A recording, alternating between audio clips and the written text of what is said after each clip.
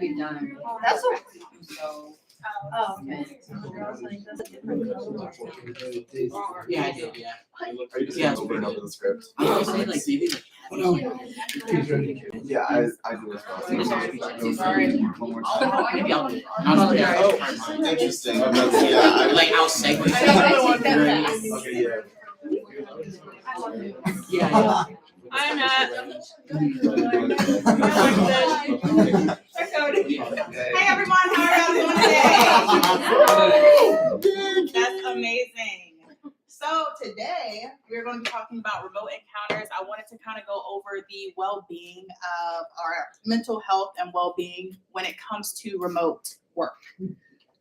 So a few things that I would like to talk to you guys about today would be the effects on employee well-being, challenges of remote work, tips from an expert, and then also a few examples.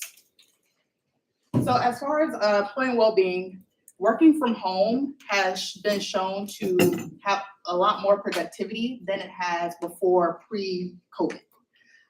In a survey through the Sloan Review, they have noticed that over 55% of the participants in their survey has said that they feel more productive in the work that they do. However, it can be harder for these workers to be able to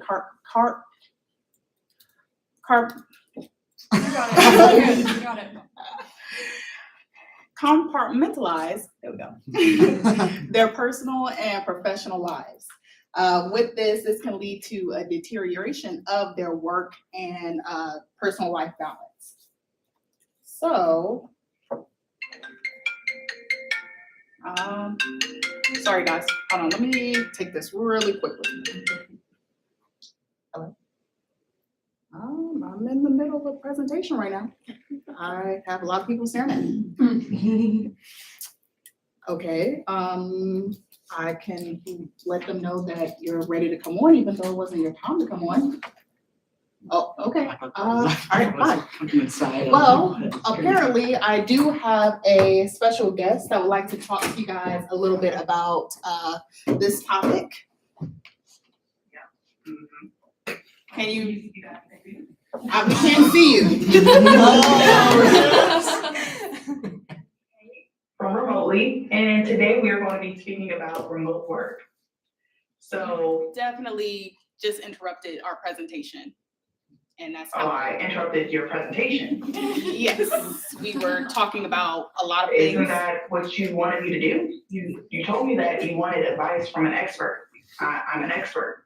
No, not right now exactly. Not really. Well, I will go ahead and do the presentation for you.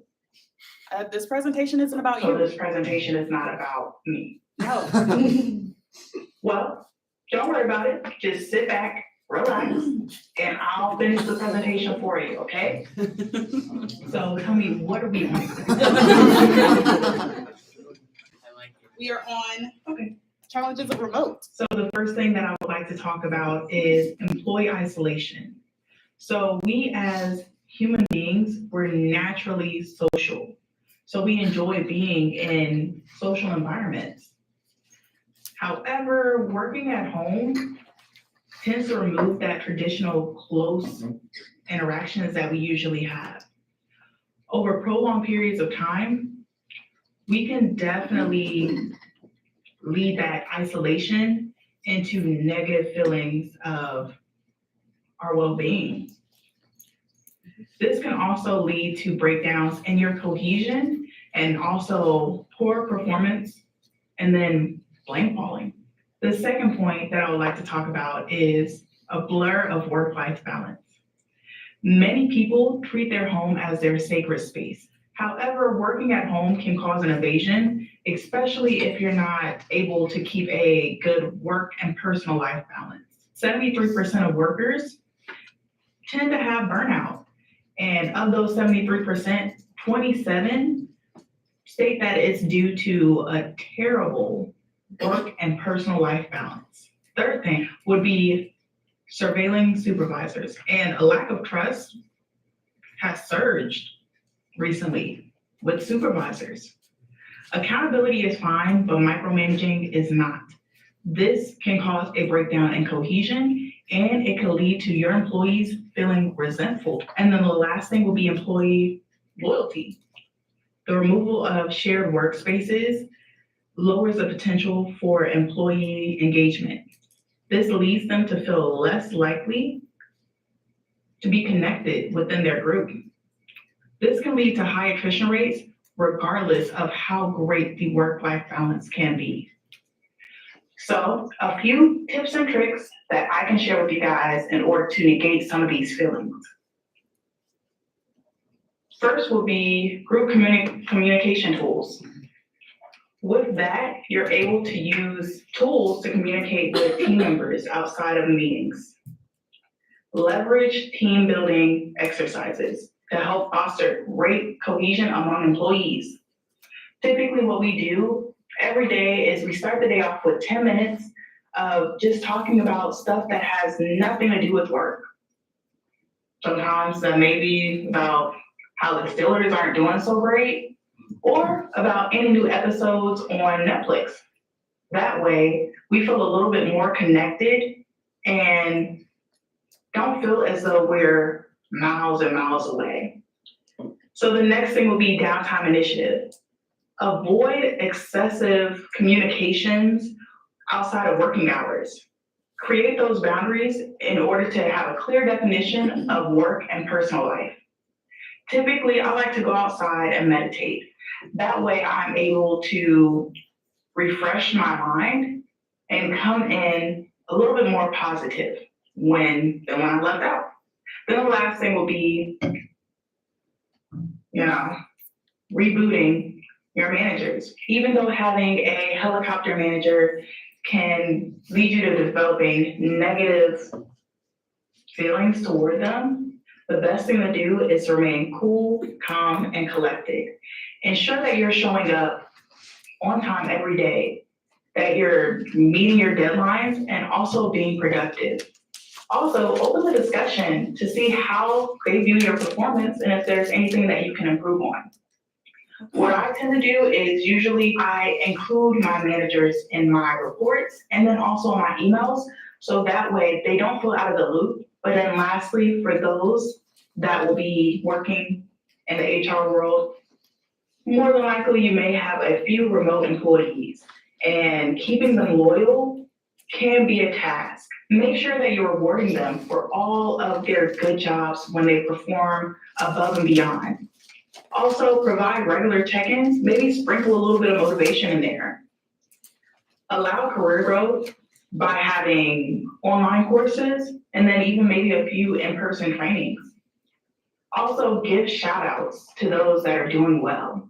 But hopefully these tips and tricks have helped you with understanding how to best negate those feelings of remote work. And after that, that is all, you guys. I hope you guys have a great rest of your day and see you guys later. We can still see you on the computer. We can still see you. You guys can still see me? Yes. You got, oh, all right, bye guys.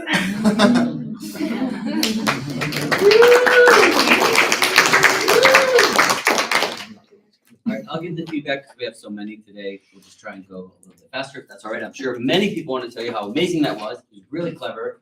You rehearsed that really well and prepared really well, from the phone call to the video to the script that you went through. I thought all of that was really fun and quite clever. It was very creative. So that part I think you did well. Did you notice the in-person conversation that we typically present with, or that pace was a little bit different in the video? Mhm. Felt like it was a little bit slower. Yeah. And that could feel it, right? So you want to just take some notice, acknowledge, like, okay, maybe if you were to do anything like that in the future, just to speed up the recorded part, so that it kind of feels on par at the same pace as our normal live stuff. But it was great. I really enjoyed it. Well done.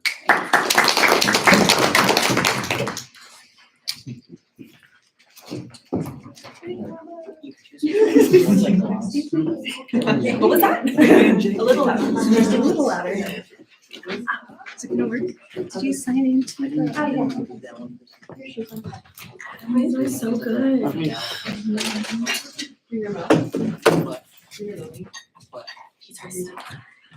See. See.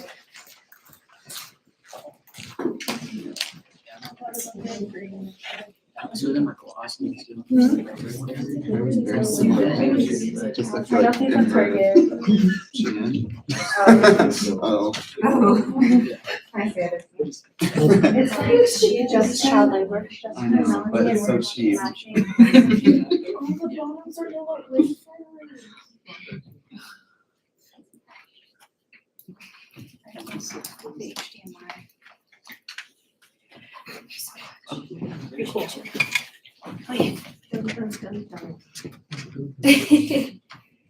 Hi guys, happy Monday. It's our last Monday of the semester. Woo! We did it.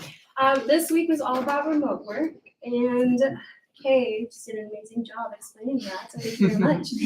But as we all know, there are good sides, bad sides, and the very ugly side of remote work. So let's get into it. So I'll start off with the good. So there is flexibility. You have a work-life balance, like Kay was saying, if you maintain that correctly. And then adaptability, more productivity, and then no commuting. So if you're late, you can just roll out of bed, just clock in. You don't have to worry about going through traffic. And we also were looking at surveys done on the OWL Labs. We were able to see 30% of participants were productive and engaged working from home. And then there was also 59% of participants were more inclined to work from home rather than working in office. So up on the screen, you can kind of see like a visual representation of what it might look for some, not all. So you could go to a cafe, do your work, or sit by a window and work on stuff that you have to do, or even pretend that you're at a beach like that guy, you know? That's sounds like a dream. Julie, I know you work from home. Do you do any of these things? I'm gonna do what that guy did, probably tomorrow. Okay. Maybe. Great. Depends how I feel. I don't do that. I just sit at my desk. But I have a good work-life balance where I can clock in whenever I want, clock out whenever I want, as long as I get my job done. Not everybody has that benefit, so I guess I'm just lucky on that part. But is there anybody that works from home does anybody want to share their experiences? Well, you were first. Kristen. I love working from home. I used to work in downtown LA, and it was like 4 hours between when I woke up and when I actually started work. And now I literally wake up at 6:25 and I work at 6:30. Like it's and yeah, I have the same hours every day, so I just turn off my computer and walk out of, and thankfully we have a second bedroom, so that's like the office room that I never go in when I'm not working. So I just walk out and I leave work on there. That's good. You separate your life. Thank you. Yeah, so I do part-time remote work, and I found one of like the best wine bars in OC to work remote at. So if you guys need suggestions, let me know. But it's cool being able to just like decompress, leave the house, do some work and productive work, and then clock off and then go about your day. That's good. You guys separate your life, so that definitely helps out. I know you had your hand up, Adam. I have forced work from home. But I like it too for the same reasons. But one of the downsides I think is that if your whole group isn't tech savvy, sometimes there could be some miscommunications Yeah. between you and coworker. So Yeah, I can definitely see that. Thank you guys for all your, sorry. Okay. So next we're gonna move on to the bad. So the bad can be, sometimes there can be micromanagement. Let's say maybe someone doesn't work as well working from home. That can sometimes cause issues, and also with no interaction. So you're not gonna be in person with people. You're going to be just, telecommunicating. You're not gonna have that human interaction. There are people that their mental health can definitely get affected with no human interaction every day. So that can definitely hinder them, as well as lack of focus. There's so many distractions. There's gonna be kids, animals, your phone's gonna be right next to you. There's gonna be a lot of distractions that you're going to definitely have to put aside for that moment. And then also technology issues. So sometimes your internet can go out. Like Adam was saying, not everybody's tech savvy, so you may have someone that may have issues as well. And then there were some more surveys from OWL Labs where 44% of companies don't allow working from home. So that's almost half of the companies that don't allow that. And then there's 25% less collaboration. And then you'll see on the screen that is the bad. So, I mean, the girl on the left looks like she's having the time of her life, not working, but then, you know, she's not getting her job done. So that's the bad up there. So along with the good and the bad, I believe there's a very ugly side to remote work that oftentimes gets neglected and not talked about. So Julie, did you know that the ability to work from home differs by race and ethnicity? I had a feeling. Well, your feeling is correct because it does. Also, low-wage workers have the least flexibility in their jobs, as well as domestic workers don't receive the same labor protections such as undocumented immigrants, and they are also ineligible for federal benefit programs, which sucks if you ask me. The U.S. Bureau of Labor released some statistics stating that only 16.2% of work from home workers are Hispanic, which is a very, very low number. Percent of those remote workers are in the leisure and hospitality. So like you can see on the chart or the bar graph, they're all the way at the bottom. So I put up some pictures of wonderful people up there, the Elotero Man construction workers and housekeepers. I want to point out that these people were detrimentally affected when the whole shift from COVID happened to remote work. Specifically, maybe the Elotero Man who would wait outside of the offices, you know, waiting for people to go outside and buy lunch from him, or the housekeepers who no longer have jobs because nobody wants anybody coming into their house because of COVID. Or maybe they're working from home and they just don't want to be around people anymore, you know? So I think it's important to acknowledge that these people were affected by that very poorly. And sorry, this is like my thing. I get super, super touchy about this subject, but it angers me that these people are all affected. And I just need to emphasize that if this doesn't raise any negative emotion, then I think there's a privilege that needs to be acknowledged as to why we're not talking about this, because it should be. But on a lighter note, now that we talked about the good, the bad, and the ugly, it's time to quiz you on all of it. So if you guys would love to take out your phone, please. You guys know the drill. No prize this time, sorry guys. Oh. Well, you gotta be a winner. All that matters. Yeah.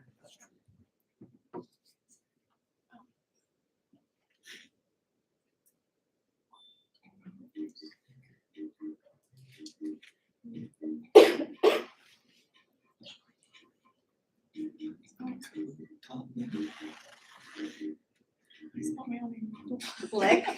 Sorry, guys. Caesar salad. Ignore that. It's been deep. Who's Hobo? Are you Hobo? No,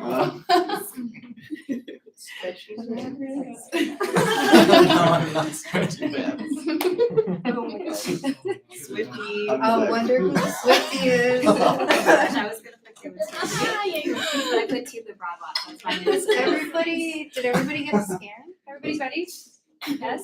Okay, ready, Freddie? Oh, it's the diamond side. Oh. Oh, wow. Okay. Okay. Writing it on that. All right, let's get started. Really creative. So first question. Okay, so first question is, what is a benefit working from home?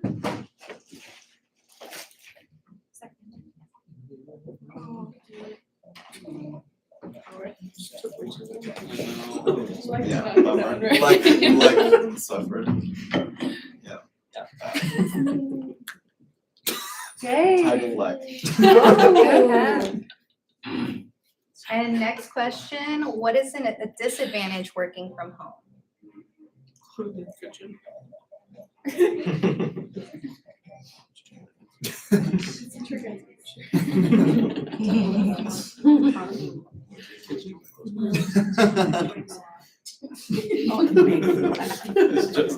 Oh God, 18th.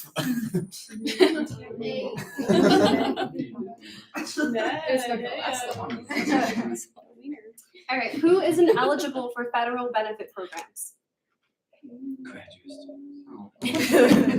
Literally, just the wrong one. Business professionals.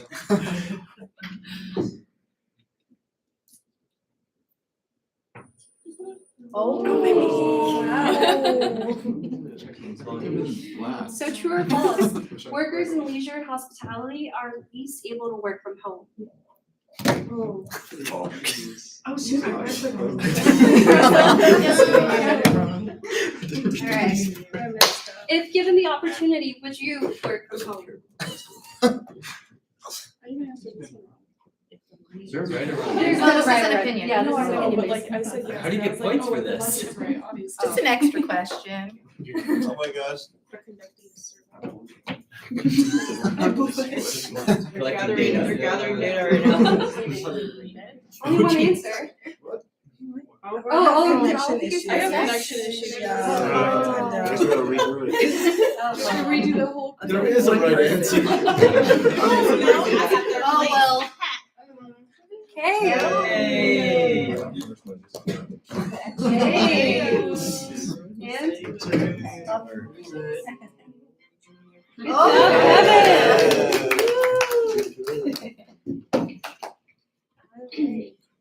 That is it, everybody. Thank you.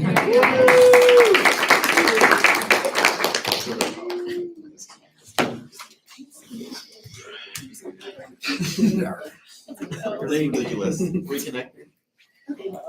Okay. Just take the white one. Awesome.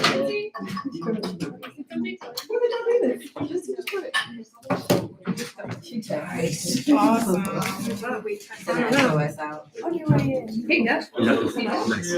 Great job. Doing so good. Thank you so much. You did a good job. Thank you. Yes, well done. I'll give you, go ahead and sit down, Oh, okay, but okay. I'll give you your feedback. I think the dynamic between you two is really strong.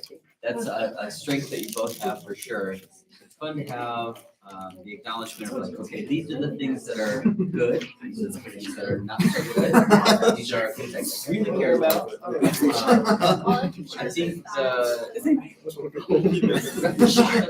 did turn last time, right? I think this time, I think the energy was a lot lower, right? Because everyone's like, oh, we've done this. So let's just think about like new, how exciting sometimes new things are. The first time it was exciting and fun. The second time, and then no prize. Or it was still competitive and still fun. There's just a different level of like enthusiasm and energy. Be cognizant of that.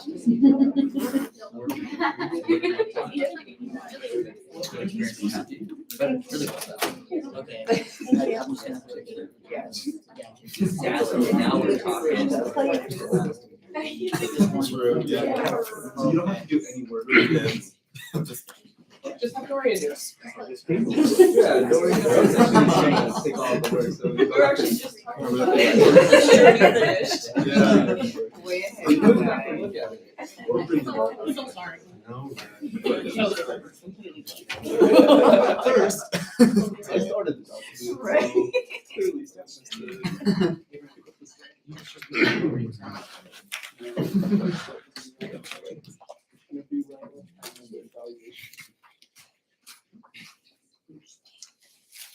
I wouldn't. Evening, everybody. My name is not Lex. My name is Jake Hart, and I'm going to present to you guys this evening on the topic of surveillance. This is going to be a pretty interactive presentation, so stay focused, stay attentive. Thank you. I like the question. I hope that wasn't like condescending. My apologies. Yeah. Agenda for presentation this evening, we'll talk about the shift to remote. We had some great points on that already. We'll kind of rehash some of that, as well as maybe touch on some different topics. And then we'll jump into surveillance, the different types of surveillance. Maybe I can get some of your guys' experiences on that. And then we'll jump into the pros and cons of surveillance, and then get your boxing gloves ready for a friendly discussion on Question word. So yeah, first, just thinking through the shift, like think back to March 2020. Apologize for bringing up the trauma of that whole experience. If you were employed during that time, what did that shift to remote work look like for you? Maybe share your experience. Yeah. Well, I worked direct care, so I had to be like with my clients. But Mhm. when we would have our management meetings, we did all of that remote just to limit interactions with people. And we would do some trainings remote too. But working in direct care, it's like, how are you going to do trainings remotely? People would just do it for like they just log in and get like the hours for it, and it really lowered our team morale. Like people didn't really know how to go about doing direct care with integrity. Yeah. Because they would just log into these trainings just to get hours for it. But then when it comes to actually like using crisis management and applying HIPAA and other things that matter, people were like, how do I do this? How do I do that? So it really ruined like my direct care experience being with my company for as long as I was. I'm sorry to hear that. Thanks for sharing. You want to listen, Luke? I was in my junior year of college, and there was a switch from in-person classes to online, and there were so many teachers that had no idea how to work Zoom or anything. And I had one class that was conducting, and you had to go along with the music, and it was just terrible. Yeah, so there were so many classes that were so hindered by the remote experience. Yeah. Thanks for sharing. Yeah, definitely just like thinking back to that time, abrupt is definitely the word that comes to mind. There wasn't really an infrastructure that organizations, universities, pretty much all systems, they weren't really set up to handle a situation of, like I read a stat, the EU, so that includes several different countries, looking at that within the first couple months of the world shutting down, there were over 50% of their workers were remote. And that is a pretty gargantuan number to think about, the number of organizations that were affected by that. There were some pros to going remote for some people. Kate hit on some of those, the increased employee well-being. And then the Earth did a little better, lower carbon emissions, lack of commuting. Yeah, other benefits and cons as well, but that's just kind of a bird's eye view. Now thinking through that electric eye surveillance. I have on the screen here just a couple different kinds of surveillance that I read about, screen and mouse tracking keystrokes, stuff like that, bandwidth monitoring, web history reports, making sure people aren't going on Facebook, Instagram. I don't even know if TikTok was really around at that time. It wasn't. Yeah. And then you have your more maybe those intrusive types of monitoring where literally you had a camera on you at all times, so they tracked your eye movements, stuff like that. Any of you guys have experience with surveillance in the workplace? Yeah. It was pretty interesting when I first transitioned out of COVID, when COVID started, I was working at an architecture firm, and they had this program called Log Me In, where you would log in on your laptop, but you were hijacking your work computer, and then you were just working on that. So the boss would walk around in the office and see who was actually on their computer and working, and like the IT guy and I were really cool. So he would let me know before he made his rounds, and I would go like push my mouse like I could, I'm not a good work from homer. Fair. Anybody else experiences with that? Yeah. I have a friend, and it's really a friend, it's for me. And it wasn't like technology surveillance, but she told her boss, like, I'm having a hard time working from home, staying motivated. And he's like, well, tell you what, why don't you write down everything that you do for the entire day, like every 5 minutes. And I just thought that was like really extra. Like, I don't really know much about what she does, but that seemed like a waste of time. Yeah. Yeah, thank you guys for sharing. Yeah, there's definitely, for every point, there's a counterpoint, right? Pretty much, right? And yeah, there's like looking up on the screen here, managers say it increases accountability, employees say it creates lack of trust. Another interesting point I saw looking through this topic was the topic of data mining, data collection, and data storage. Again, thinking back to that lack of infrastructure that organizations had. If organizations are collecting all this data on employees and they don't have the secure storage to handle that, it's a pretty big risk if someone comes in and hijacks that. Like especially the more intrusive types, the camera monitoring, stuff like that, could be pretty dangerous if it gets in the wrong hands. some more points on there. Don't really have time for a spirited debate, but close your eyes for sake of not feeling bad about your answer. Raise your hand if you are for workplace surveillance in any form. Okay, now put your hands down and then raise your hand if you're against workplace surveillance. All right, hands down, open your eyes.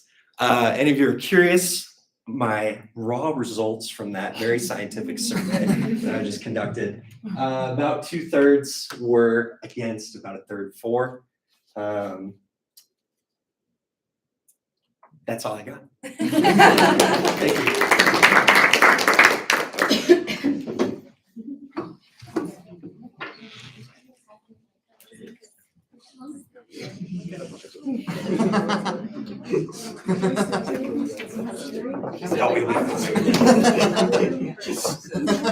Oh, yeah, I know, I like the murmur between.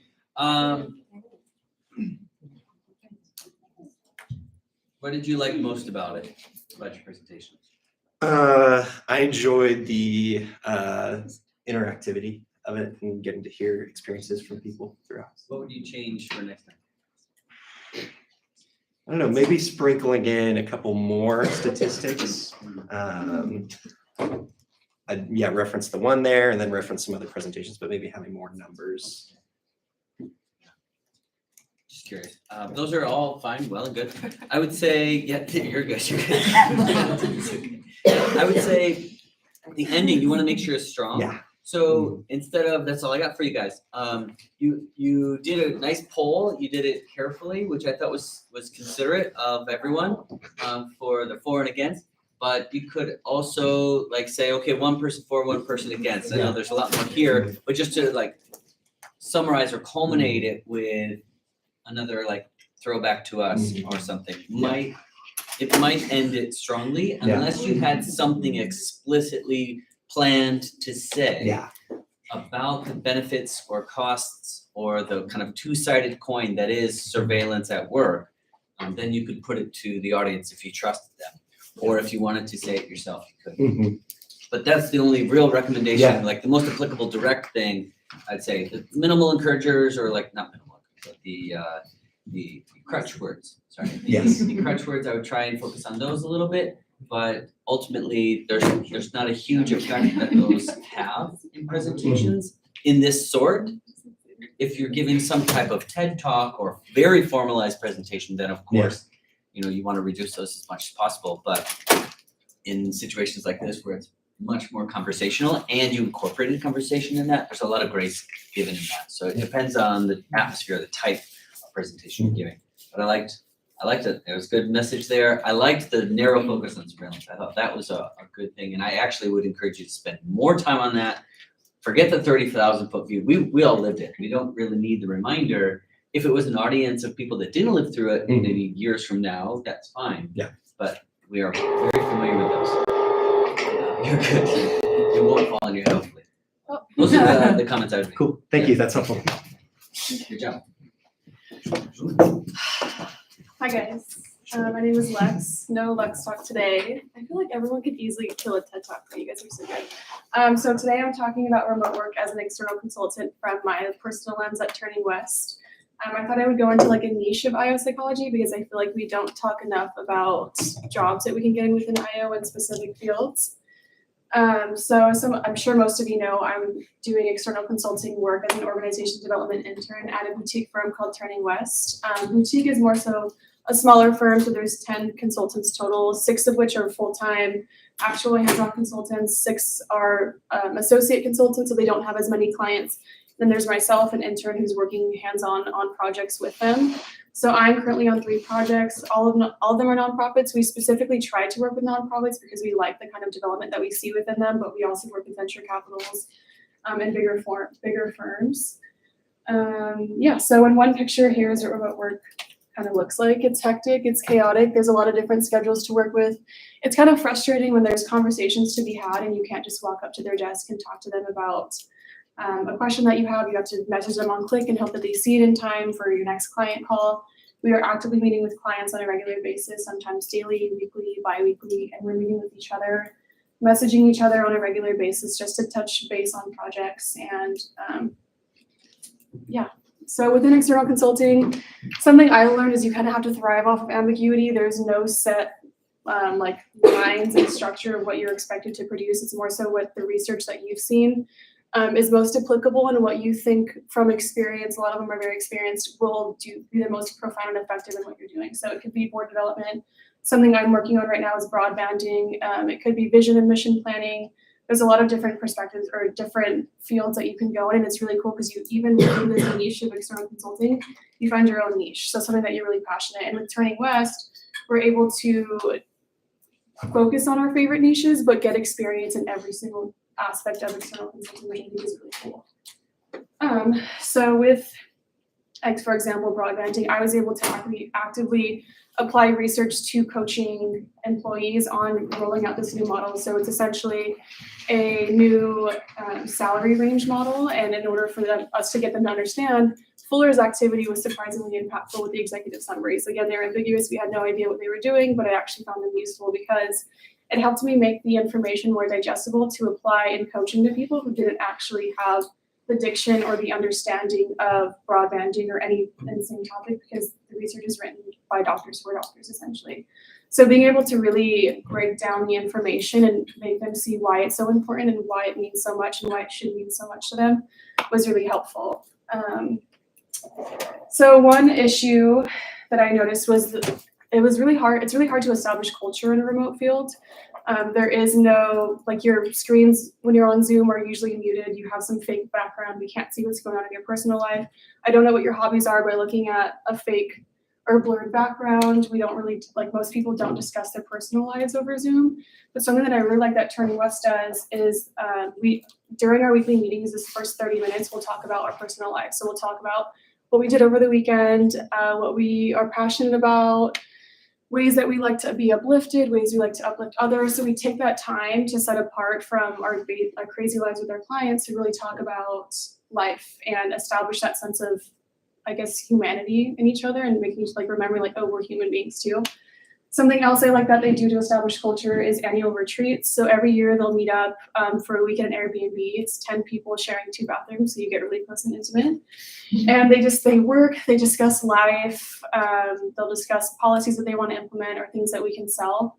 And then they also do a regular evaluation of their core values. So those values are grace, initiative, excellence, integrity, transformation, and justice. So weekly or bi-weekly, we'll kind of go over those and talk about the ways in which we're really excelling and how we can improve in these matters and how we are implementing them in our personal, professional, and with clients. And I think that's really amazing that we're trying to stay on top of keeping core values and, I think, culture alive within the company. And I think it's something that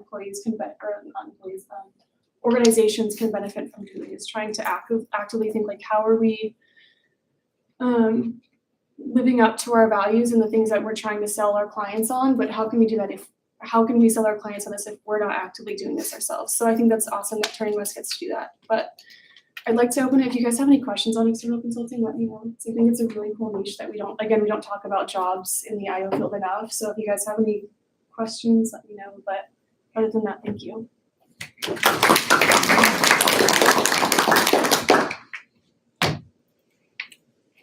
Questions? Comments? I did ask for questions, so are there any questions? I'm sure you can ask her later. Yeah. Oh, yeah, question. Do you see yourself working with them in the future? Or just Yeah, I'm hoping, well, they extended the internship, so I'm hoping that I get hired. It's not so company. They're really well rounded.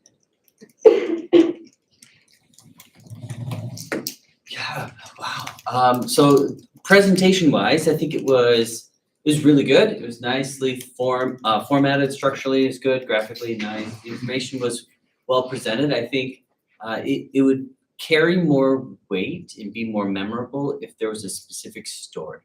I know there's a lot of privacy in the consulting kind of space, so you don't have to name a company or a place or even people, but to say this is the kind of thing over the course of a whole project, this is what it looks like, A to B to C to D, right? This is what the arc looks like and what I've been exposed to, or at least had the experience of. Because I think a lot of people might not have had the same direct experience in a consulting type job.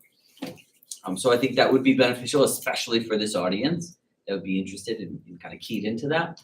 I also find it interesting that the executive summary was helpful. I hoped it would be. I'm glad that it I was was. surprised too. Yeah. I'm not surprised that it was helpful. I'm surprised that it was helpful so quickly. I'm playing a longer game in that I would think the executive summaries would be good for you for several years, maybe years from now. Because it's helpful to do that. Those are things that I see and am expected to do on a regular basis. But we don't do this, we don't have the same job. And I recognize that. And so I see the things that I do or are requested of me on a regular basis. I'm trying to help you get those experiences. So part of me is like tempted to just scrap the whole executive summary thing because there was so much complaining about it. But I think it was just the lack of knowing what you want. Yes. Well, I didn't know what I wanted. It was We haven't done it before. It's really ambiguous. You haven't done it before? I said that at the beginning. I've never done the executive summaries before. It was a new thing. You didn't believe me? No. Oh, I only lie like on Mondays.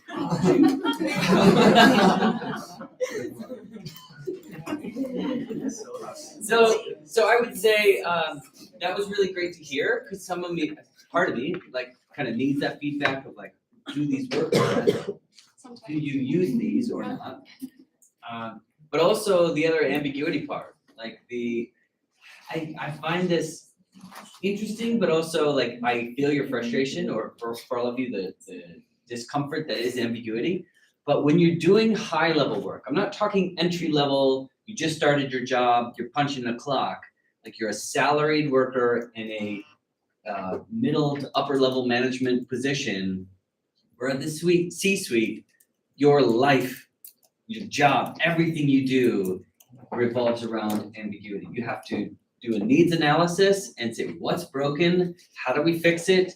Let's move towards that. Or what isn't optimal? Where are we being beaten by our competitors? What is the issue that we need to drive towards? And that was the initiative. So you had grace and then initiative as your second, or the value of the company. And I think the fact that they rate it so high in the list is a reflection of the type of work they do, which requires ambiguity. There's no one way to do this. There's no perfect intervention or information that you can provide and just bam, solve your problem, game over, we're done. Like it doesn't work like that. And there's a lot of experience that's required to do that type of work. And part of that means that the people doing that type of work have to have navigated through it on their own or with a team and found a successful path forward. It's not the only path, it's just one. Yeah. And there's a lot of ambiguity in that because I know we all, myself included, I want the perfect solution. I'm a maximizer, an absolute optimizer. I want things to run so perfectly, so succinctly, so like the best of the best, right? That's what I try and do. But it's malleable. Best is fluid, like it's moving. Goalpost is always moving. It's infuriating, but at the same time, that's what improvement looks like. That's what growth looks like. You can't stop. It can't be done. So that was great to see. I appreciated like, oh yeah, I understand why you're so frustrated with ambiguity because you're getting it from all sides, like from school, from work, from like life. So that would be really tough to be in that space all the time. But It's frustrating, but I think it's conditional on who it works for and who it doesn't work for. I think that's like the importance of finding your niche and interning and finding out. yeah, I think there's certainly individual Like the executive differences. summary, I'm sure like most people didn't find it, or they won't yet, but I don't know, immediately I saw like the direct application of it. Yeah. It was helpful. I appreciate that. I'm gonna tell all future students that Lex said the executive summaries are really helpful, and that's why we're doing them. So if the next cohort of students come with pitchforks after you. You'll know why. No, honestly, they did really good. All you just gotta do is grade the first week, and they're fine the rest of the way. Just say you're okay. Yeah. This is about the right thing. No, I really appreciate everyone doing such a good job on that. I looked through like hundreds of them. It feels like it's like these are all really great. They're so different, like very different, but all That's what really was nice. scary. Now you I have was looking like at it, some I was like, samples ask that the you can room. Yeah. show. Yeah. That's what I'm excited students. about, honestly. You're a great petri dish of executive summaries. What's that? I was that or lab rat, so I didn't want that. So I thought a petri dish was a little better. Pioneers, entrepreneurs, Entrepreneurs. trendsetters, yeah, all those things, all those. All right, we're ready for you, Claudia. Go ahead.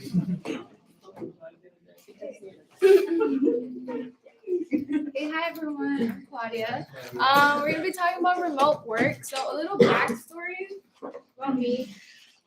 I am a substitute teacher and I have to, unfortunately, I have to go wake up. So I wake up 6:30 every day, head to work every day in person. I have to get ready, put on some clothes, head out. So I work with high schoolers, right? But so unfortunately, I don't work from home. However, I have a best friend that she works from home, and I've been seeing her side, and yeah, well, we're gonna talk about that in a bit. But she was working from home, and since she works from home, she's been able to just like work anywhere. So sometimes she's like, I'm tired of working from my house. I'm gonna rent an Airbnb and I'm gonna work from there. So we're gonna talk about Airbnb. So Airbnb was born in 2007, and then do we know what Airbnb is? Yes, have you guys used it before? Yeah, okay, cool. Okay, so Airbnb, what they did, Brian, the CEO, once the pandemic started, he was kind of like, hey, like, where is the world going to? Like, where is it moving forward to? And he kind of realized, like, hey, like, everyone's using, because remote work was more common after the pandemic. So everyone's working from home, and people like my best friend are renting Airbnbs for like a month so they can work from different places. So what he did was he sent out an email to his team telling them like, hey, everyone's gonna be working from home now. So this is what he sent in his email. So he's like, hey, you can work from home or the office. So he's letting them do, you can work anywhere for up to 90 days a year. However, they aren't doing internationally yet, but they are doing like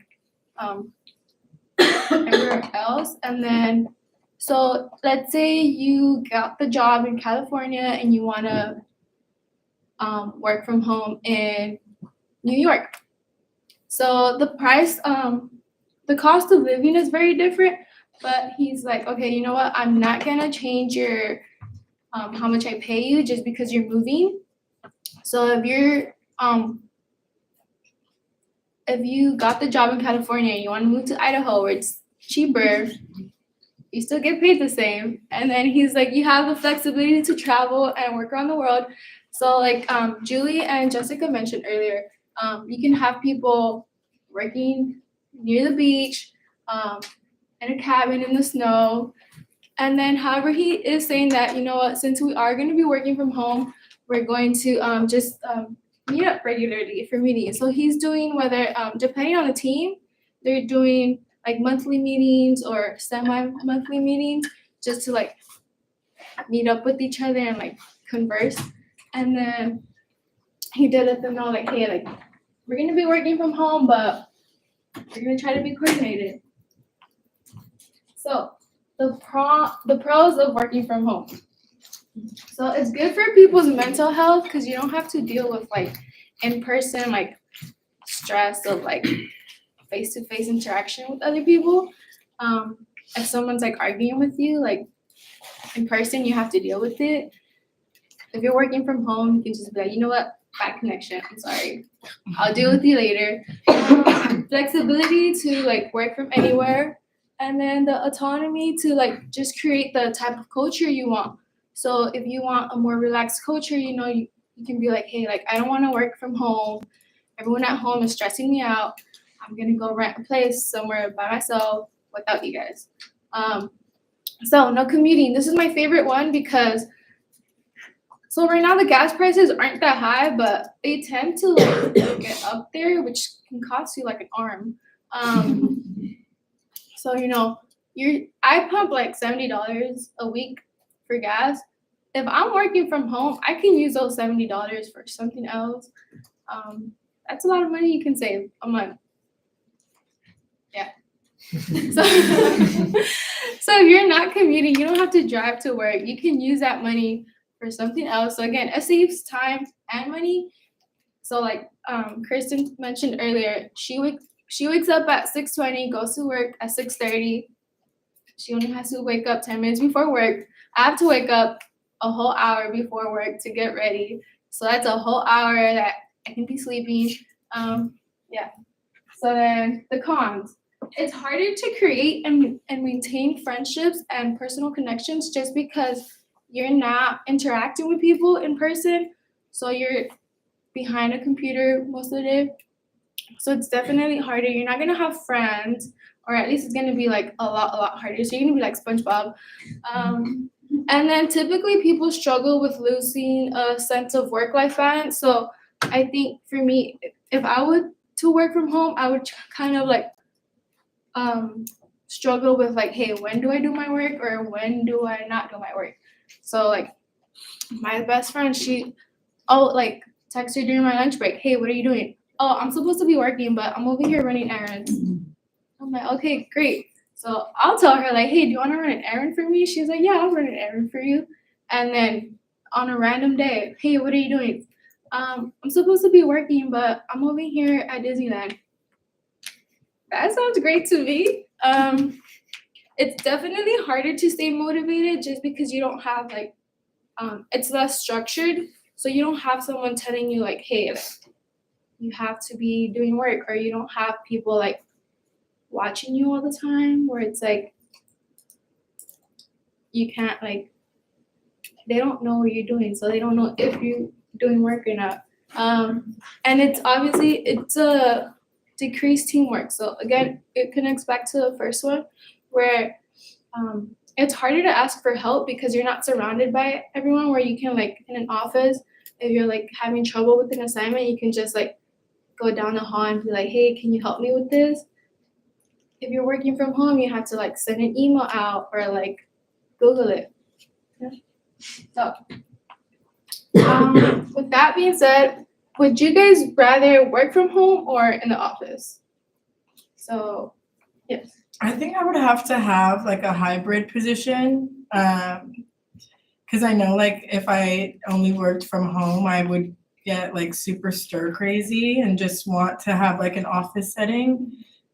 So, and I feel like being in the office a few days a week would give me accountability. Yeah, I agree. Thank you. Anyone else?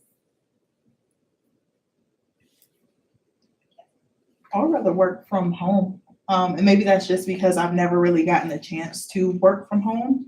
And I get we're all talking about the negatives and the pros and cons, but I feel like I would have more of my day to myself, especially taking out the commuting portion of everything. So I'll be able to wake up and do breakfast, go to the gym, even though I probably still wouldn't, but at least it's nice to know that I could. Yeah, I agree with you. I would definitely want to work from home just because it's like I haven't had the chance to work from home, so I don't really know what it's like. I've only seen it like, I've only seen the perspective from other people, and like Kristen said, like she wakes up 10 minutes before she has to go to yeah. So I'm like, I would love that. I would love to get in some like extra minutes of sleep and stuff. But yeah, thank you for sharing, and that's it. Thank you.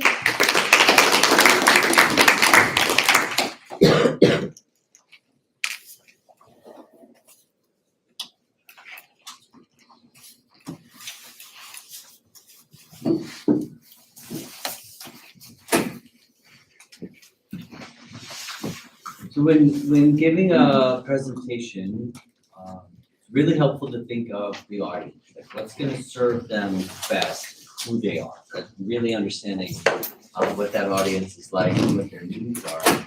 And it's going to be different depending on that, your understanding of that group and what kind of level they're at. I would think a presentation like this, like just the content, the delivery, the type of materials that you're communicating is probably really helpful for a group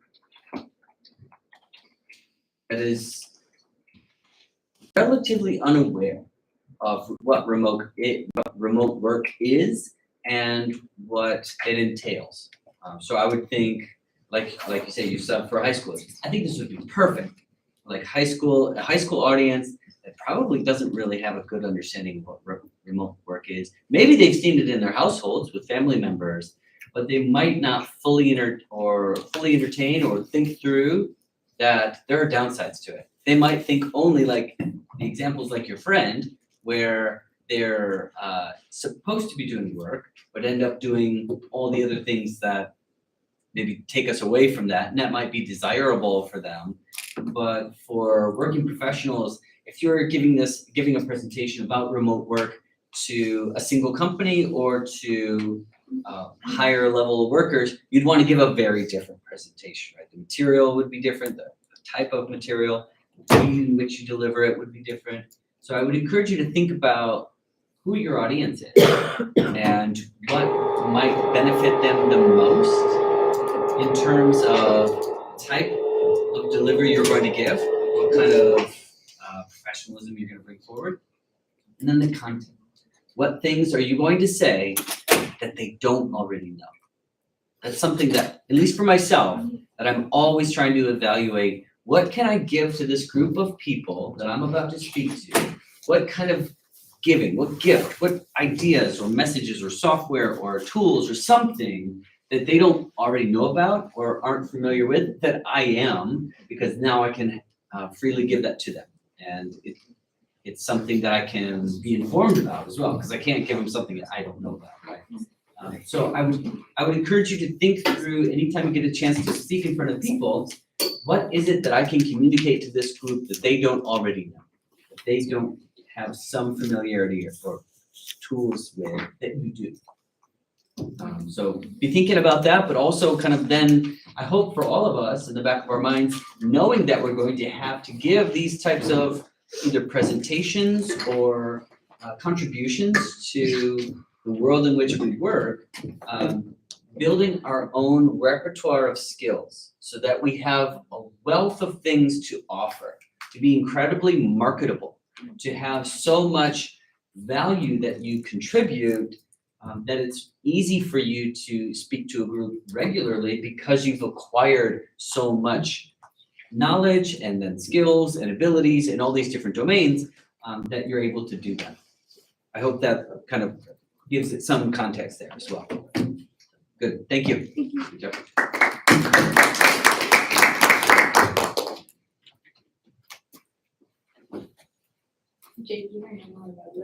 Is the video mute? It's off. It's the red button. Yeah, the projector's all the way Just up. kidding. I think I Funny. got it. Like you press it, don't hide it. There it is. Oh wow. Got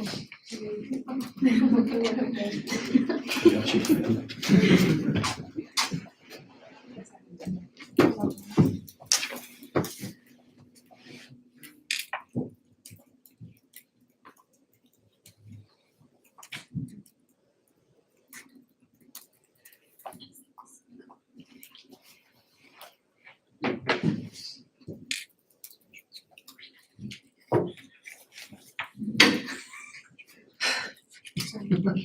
No.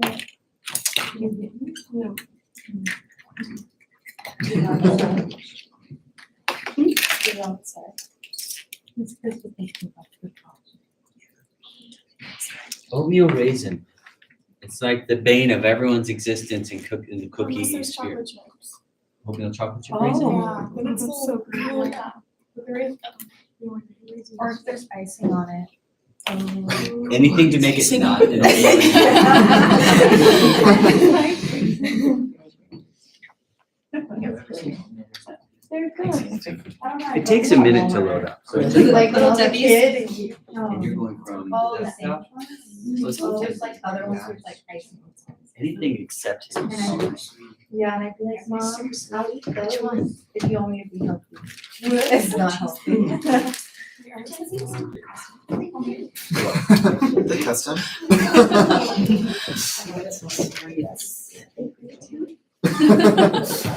I'm gonna go by Lack. Instead of Luke, I'm gonna be Lack.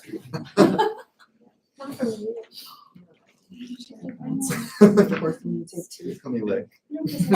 You're only a raisin, they only count as half. You know what?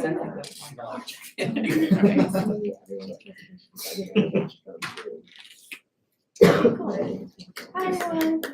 My name is Angelica. I'll be talking about media richness and a little bit about my experience as well. When I was reading some of the articles, it talked about it very briefly, like 1 or 2 paragraphs, and I thought it was really interesting. And talking about remote work, it's important to talk about the communication styles as well. So I'll be talking about my experience, the media richness theory, the skill that was developed based off of it, and the variety of different frameworks. So I started off working remotely through the Department of Public Health with LA, and my job title was contact tracer. So I contacted anybody within the community who had a positive result, and then they would tell me if they were with their family or someone like at a business, and then I would call the business and be like, hey, like someone was at your store, like they tested positive, either get checked, get your employees checked, etc. And then provide that information back to the Department of LA, the Public Health Department, and then they would run the data and then give us the information. And I also worked with Tesla through an agency. I worked with their Environmental Health and Safety Department, and I was a research analyst, but basically contact tracing. So the same thing, I contacted their employees who then either told us that they were with someone at their job, or like if they were running to houses like fixing their solar roof, then I would call them, etc. Or I would call the people that were living there and be like, hey, like actually someone was at your house, they had COVID, either go get tested or here are the resources that you need. And so I actually really liked working from home, and I don't work right now from home. I worked on site in a classroom center, so doing something completely different, and I actually really miss it. I feel like I had agency when it came to my schedule and like what I wanted to do on my task and what I wanted to work on for that day. I still had like to reach a certain level of like expectancy that they wanted me to. So like certain cases per day, which I'll talk about that a little bit more down the presentation. And so some of the benefits of remote work, according to the articles for the company, is that they don't have to provide us with the location to actually go in and take up space and work from their offices. And so they don't have to either pay or like build a building for us. They also have the ability to access us at any given moment if they needed to get some work done, or just like letting us know what the next step or course of action. And then high productivity. So we did complete a really big number of cases with both, my team, both in the public health department and with Tesla. And some of the disadvantages for my experience was the loneliness. Everybody in my team, well, with the public health department, we all lived in LA, but we didn't live in like a certain city. And so I never got to see them. We would only like talk over like Zoom and discuss some of the cases, but that was pretty much it. And for Tesla, we all worked like in different states. My manager actually lived on the East Coast, so it was really hard getting a hold of her, especially because I worked graveyard shift. So that was some of the disadvantages. And I also put high productivity on there because I was expected to complete about 40 cases a night. And so calling like the people like after 8 p.m., like I would get no responses, obviously. And so I just kind of stopped doing that because who wants to get bothered at that time and talk about work? Nobody. And so when I was doing some research on the theory, it was introduced in 1984 by Daft and Lengel, I believe that's how you pronounce it. And its goal was for managers to communicate how, like the challenges that they faced with communicating with their employees employees, either if they worked remote or if they were in a hybrid situation. And I saw like when I was researching this theory, I saw that I felt like my managers could have done a better job providing the foundation so that we can all bond. And so that wasn't really provided for me, and I feel like it's really important, especially now that because of the pandemic, remote work is more like it's something that we've gotten accustomed to, well, some jobs. And so it's important for us to like know that there is a possibility of it being very productive and good in some aspects, but there needs to be a good foundation as well. And so Dr. Lingo also developed a 4-item scale that measures this. And so what is rich media? It is basically using different frameworks to clarify any challenging issues and understanding the issue in a timely manner. So it's like very immediate feedback. So the 4-item scale is feedback, the channel, the source that it's used in, and then the language. So it talks about like body language and like the intention behind the strategy. And they also, the mediums that they talk about are face-to-face, telephone, written personal, written formal, and numeric. So it's rated between low and high, the highest being face-to-face, so it's more well received, and low being numeric, which is very data-driven, and it's not very well received. So rich media promotes a close relationship between managers and their employees. So think of face-to-face, like if you want to tell your employee like if they're getting a promotion or if they're getting fired or if they need to be disciplined, it's very well received if it's in person rather than like a text message or an email or even like a voicemail. And then lean media talks about because it's numeric and it's very like either both emails. I think of it like meetings that could have been not like things that could be discussed in a meeting don't have to always be a meeting. So like let's say a Christmas party thing, like that could just be an email or like a text message between the employees and the managers. So something that Barack Obama said was that the internet is not a luxury, it's a necessity. And I take it like he was talking about like just the internet with like school children, but I feel like it's important because the internet is advancing, and so we need to make sure that we're using it for good. And if remote work is the next step for our economy and like just the future of jobs, we need to make sure that we provide the foundation necessary and the tools so that employees succeed in these job positions. Thank you.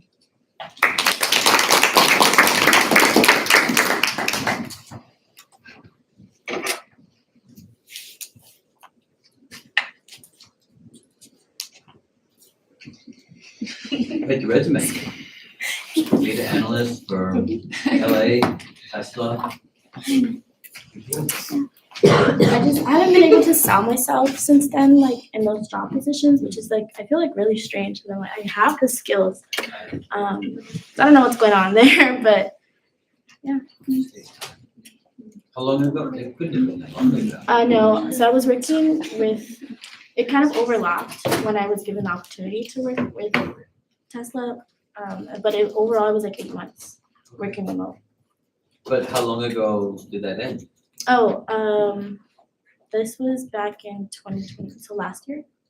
Just last year. Yeah, just last year. Yeah. Keep that on your resume. It'll take a little bit of time, but you'll get there for sure. Great material. I really liked the kind of unique perspective you brought with the medium and the type of analysis that could be brought up in terms of the value. Like if someone has to tell you something serious, something important, something meaningful, how would you want that conveyed to you? And I think everyone would probably pick face-to-face. Below that, maybe a phone call. Even below that, maybe like FaceTime. I don't know. I would choose a phone call over like a Zoom call personally. Just even though it's like less. It's still personal. It's still personal. It just seems like I don't know. They're different to me. But anyways, I really liked that. I liked that perspective and bringing in that information, and of course it being scholarly. I thought was really valuable as well. It's not just some flippant, someone's idea, but it had some metrics to it. So I thought that was kind of, it's really interesting. I think it's a valuable way in which we should evaluate how this needs to be conveyed. Is it something, and we do this on a regular basis, but I don't really give much thought to it personally. You just do the thing that you know is the most appropriate way to do it. I think, I could be wrong, it was either Paul Simon or Rod Stewart. One of them divorced their wife through a fax. Probably, and it's humorous because it's highly inappropriate. Like, it's not the way to do that. Does it communicate the same information you would have done otherwise? Yes, of course. But the medium is different. The way in which the information was communicated, what device was used to do that is different. And so the way that we communicate now has changed so much, so dramatically so, in that through remote work, a lot of the infrastructure that we put in place, whether we knew it or not, was interrupted or removed. So I know that we would have meetings, right? We had a lot of meetings, and those face-to-face meetings, we would have to buffer, like with some time before and time after, to accommodate the things that would happen in those. Even the meeting itself, the first 15 minutes of that meeting is just providing the time for everyone to like come and sit, depending on the size of the meeting, of course. But just having people like come in, check in, talk with their colleagues or whomever. But I don't know, my experience on a Skype meeting is not like Turning West. It's not like that. We would get in, or a Zoom meeting, I mean. You get into that meeting, it starts at a specific time and you just go. Like the time goes, and if someone is like 3 minutes late, you're like, why are you so late to this meeting? I've waited here for 4 minutes now. Like, this is wildly inappropriate, because we know, we have the expectation that you could flip on your phone at any moment, anywhere in the world, realistically, and have a connection and be able to get to this Zoom call. So why would you not be able to do that with your schedule? But I don't think it's not very gracious, it's not very like understanding of where people are at.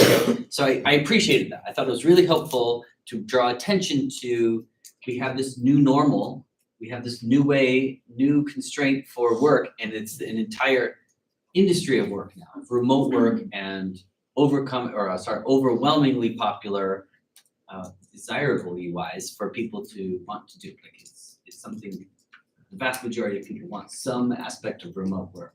Maybe not full time, but 2 or 3 days a week. So I liked that in particular. I thought that was really good. Thank you for bringing that to our attention. Thank you. Good job. All right, Adam, and your cheesecake. Thank you for that. Okay, so just like everyone else, we're talking about remote work. I have a very kind of unique perspective, and remote work is kind of the only type of work that I've ever been in my, I guess, 9 years in doing it. Not in a traditional work setting, but I have had to collaborate with different ethnic groups of people, people from across the world, trying to have language barriers, things of that nature. But first of all, why am I advocating for it? So like I said, I have about 9 years of remote work experience since I was 14 doing it. So another reason is some of the pros is you could plan around life issues. And for me personally, with parents who push education, having the option to work at all during high school was great. You know, kind of a closed circle where I grew up.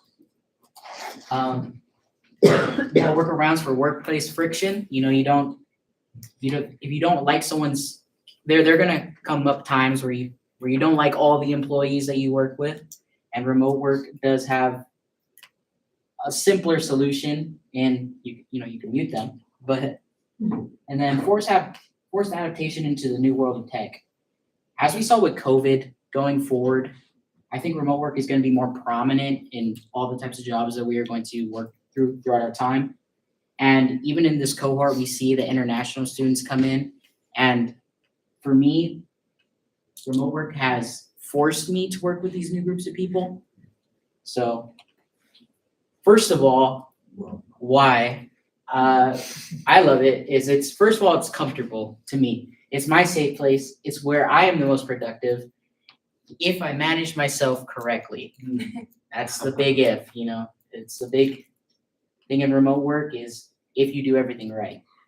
And, you know, this is my room. I love it. That's my Kirby nightlight right there. He's sleeping over my bed. But another reason, it's cost efficient for companies. No need to supply me with a workstation. I already have one. You know, it could do all the things that I need it to do. It has 32 gigabytes of DDR5 RAM at 5,700 megatransfers per second. It has a Ryzen 7950 CPU. Let's ignore the graphics card because that's not really for work, but it's for video games. So it's for my work, I guess. And then it's cooled by 360 millimeter AIO cooling. The other reason is, as we know, working in remote work, video calls are of extreme importance, as we saw even during the educational. Sometimes I felt like I could not understand my professors, whether that being audio issues or just the accents, I don't know. But in my room, you know, I do have premium sound support so that I can never misconstrue what is said. I can never come up with the excuse, I didn't understand you. And that's what you could hold me accountable. Working through sick days. So this is kind of the idea of, again, working around the things that life throws at you. We all had to live with COVID. Melanie almost infected us recently. I didn't know that. Gone are those days of infecting fellow cohort members or coworkers. Production lives on. So adapting to the new workplace, similar to what I said before, with international employees and people trickling in from different areas around the world, it's important to verse ourselves in how to communicate with these people, and what better way to do that than with remote work, the most easily accessible option and venue to talk and converse with these people. And then it's also a preparation just in case we have another global catastrophe that happened. I'm not going to speak of that, but we all know what that is. It was horrible. And then kind of trickling back to that idea that we have in IO psychology of the betterment of the workplace. What better way to start than at home, where love resides, memories are created, friends always belong, and laughter never ends. Thank you.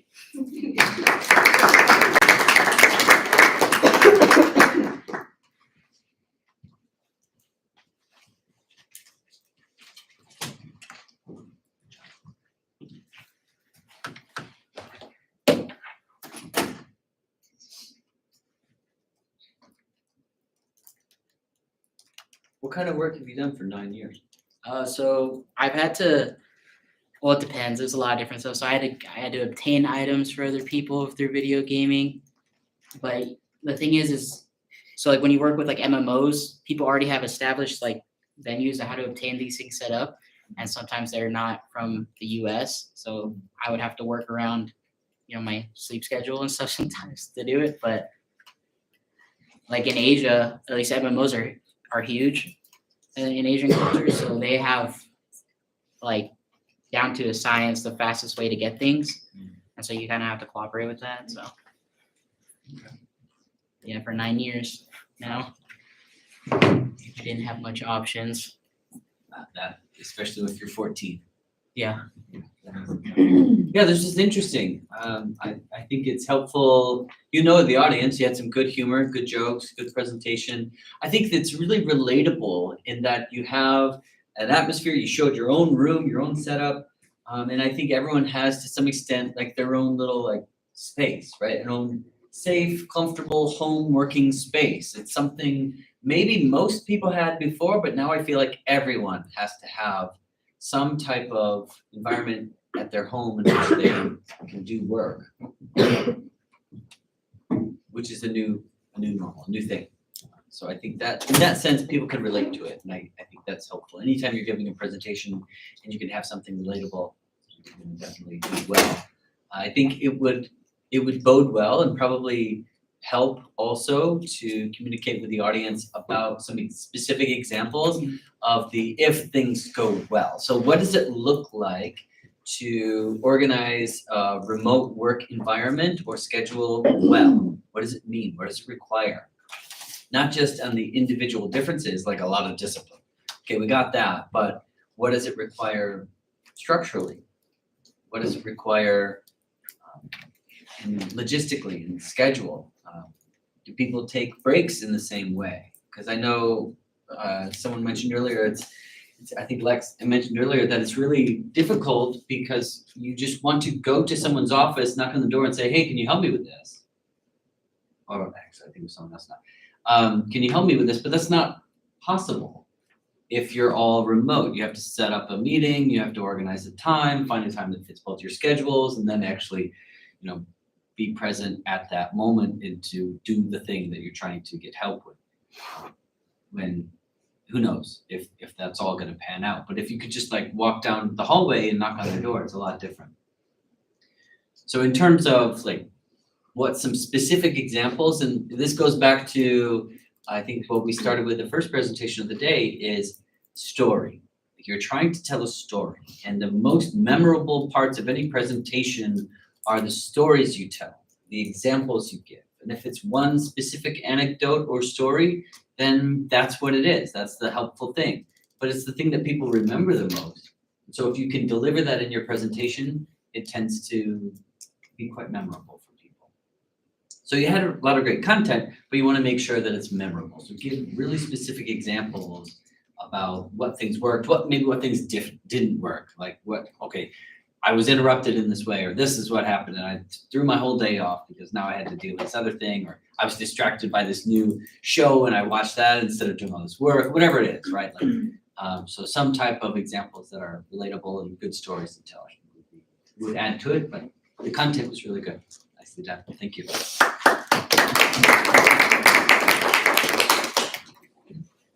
Hello, everyone. To kind of add to the discussions we've been having here tonight.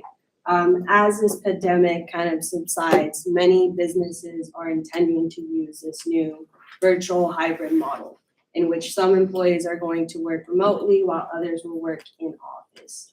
Now, this new model is expected to enhance employees' experiences, to gain greater access to talent, to increase productivity in individuals and well-being, and most importantly, to have more personal autonomy. Now, I would argue that there are many advantages to remote work for both employees and employers, but first let's look at some of the advantages for employees. So I reached out to 3 individuals who currently work remotely, and I asked them about their opinion on remote work and how it's impacted them. So for example, Marie, she is my operations supervisor, and she's part of the hybrid model, where a few days she works in office and other days she works out of office. And how remote work has impacted her is that it's provided a nice work-life balance. Being that Marie is a single mother of 3 children who are currently in school, having that ability to pick them up and drop them off at any time notice has helped her out a lot.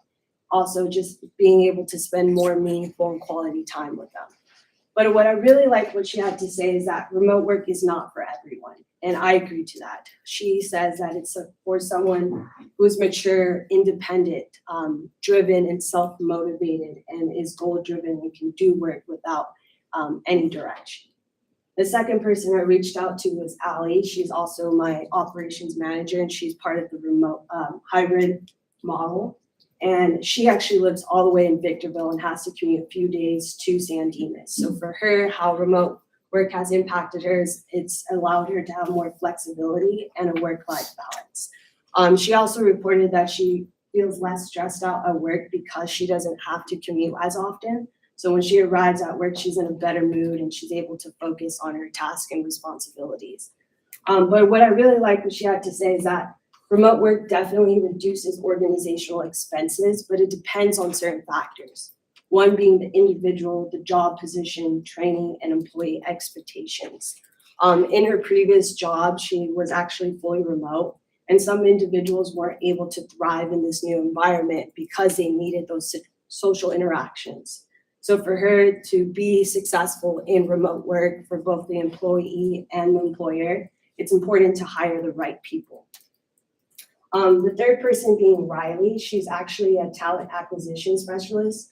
Similar to what Alexis has said, we don't really discuss a lot of people in our field. So it was interesting to find her and see that she works remotely.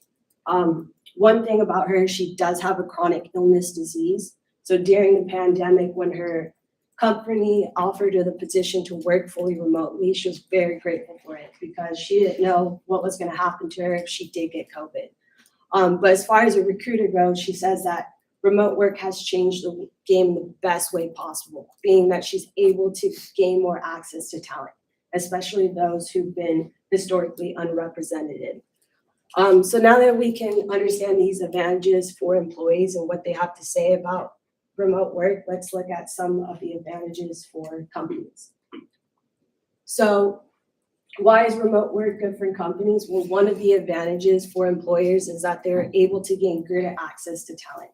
Being that remote work means that you don't have to commute, they're able to hire people that they would never have thought of hiring in the past. But what I was really interested in is that there's more employment opportunities for those who are part of those underrepresented groups. One of those groups being women. So during the pandemic, there was actually research showing that a lot of women ended up leaving their job because of schools closing down and daycare facilities. So for the benefit for employees, that women who historically have to burden all this responsibility of childcare, they're able to get employment and also maintain that work-life balance. The second group is people with physical and mental health disabilities. Now in the US workforce, there's about 6 million people that have some form of disability. And depending on the severity of their disability, they're not able to commute to work. So for them, being able to even have employment and be able to provide for themselves means that they have these employment opportunities. But the overall goal, why remote work is good for companies, is that it's a step in creating a more diverse and inclusive organization. Now, a lot of people will say like remote work is good for them because it offers that nice work-life balance. For a lot of people, it's just about having a job. So if companies are able to offer this option to work remotely, it only benefits the employees and the employer in the long run. Thank you.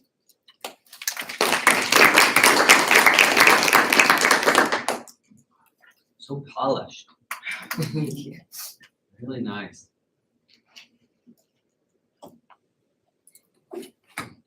Ooh. Subject?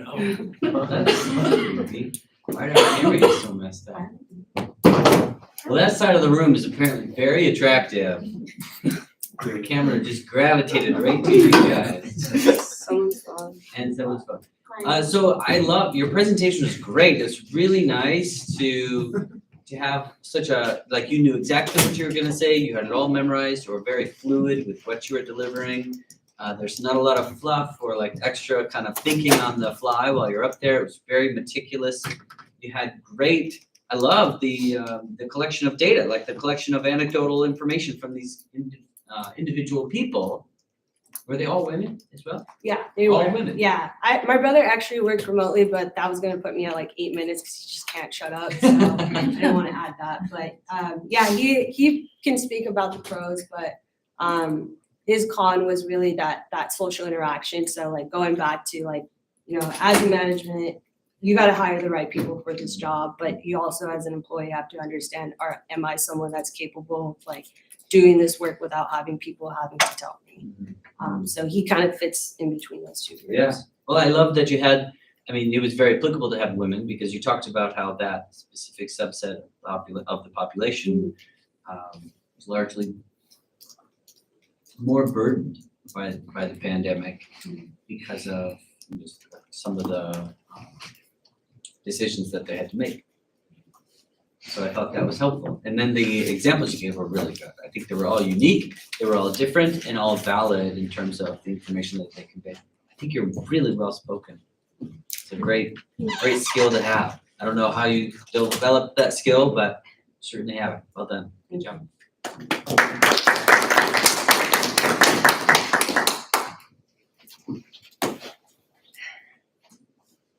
Hey everybody. I definitely am getting a little sentimental. This is our last class together, last time presenting. I did not think I would be, but I am. All right. So as usual, I'll kind of share with you guys my plan for my presentation. I thought I'd review one of the readings, talk about what I gathered from it and why hybrid is the move. And then psychotherapy applications. But first, I wanted to bring you guys' attention to a very important event happening tomorrow, which is Taylor Swift's birthday. Nice. Yes.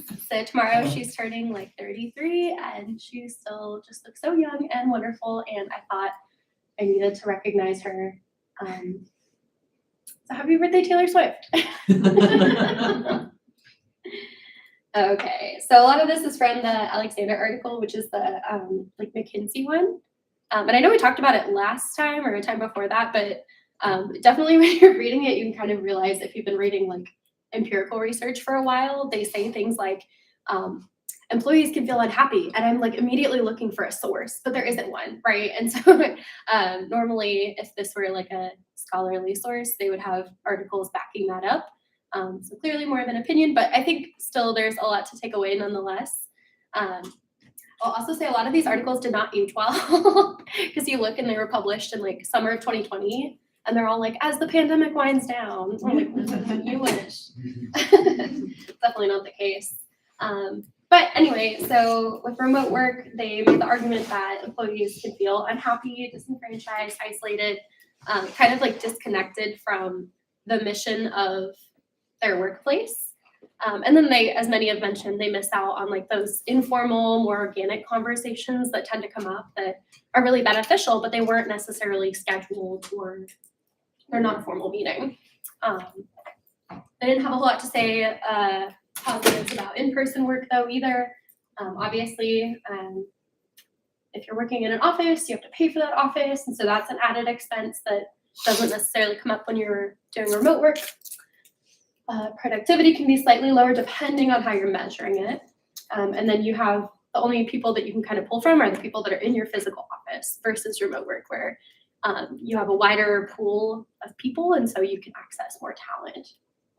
So definitely pros and cons to both. And so I think the argument they really made there was that hybrid work is the move. And I find myself agreeing with this more and more. They kind of talked about how it provides the best of both worlds. In this chart, they're looking at like access to talent, productivity, and then the cost of real estate. And you can see like even within hybrid, there's not like one way to do it. And so I thought that was important that it's going to look different company to company. Another article brought up the point that like using chat, the main finding of their study was that using chat instead of face-to-face communication decreased creative performance. But I thought that like video communication is that nice hybrid between like texting someone and having an in-person meeting with them. So again, kind of advocating for that hybrid model. And so I thought I would talk a little bit about what that's like as a therapist. My cohort, we don't know what it is like to be a therapist before COVID.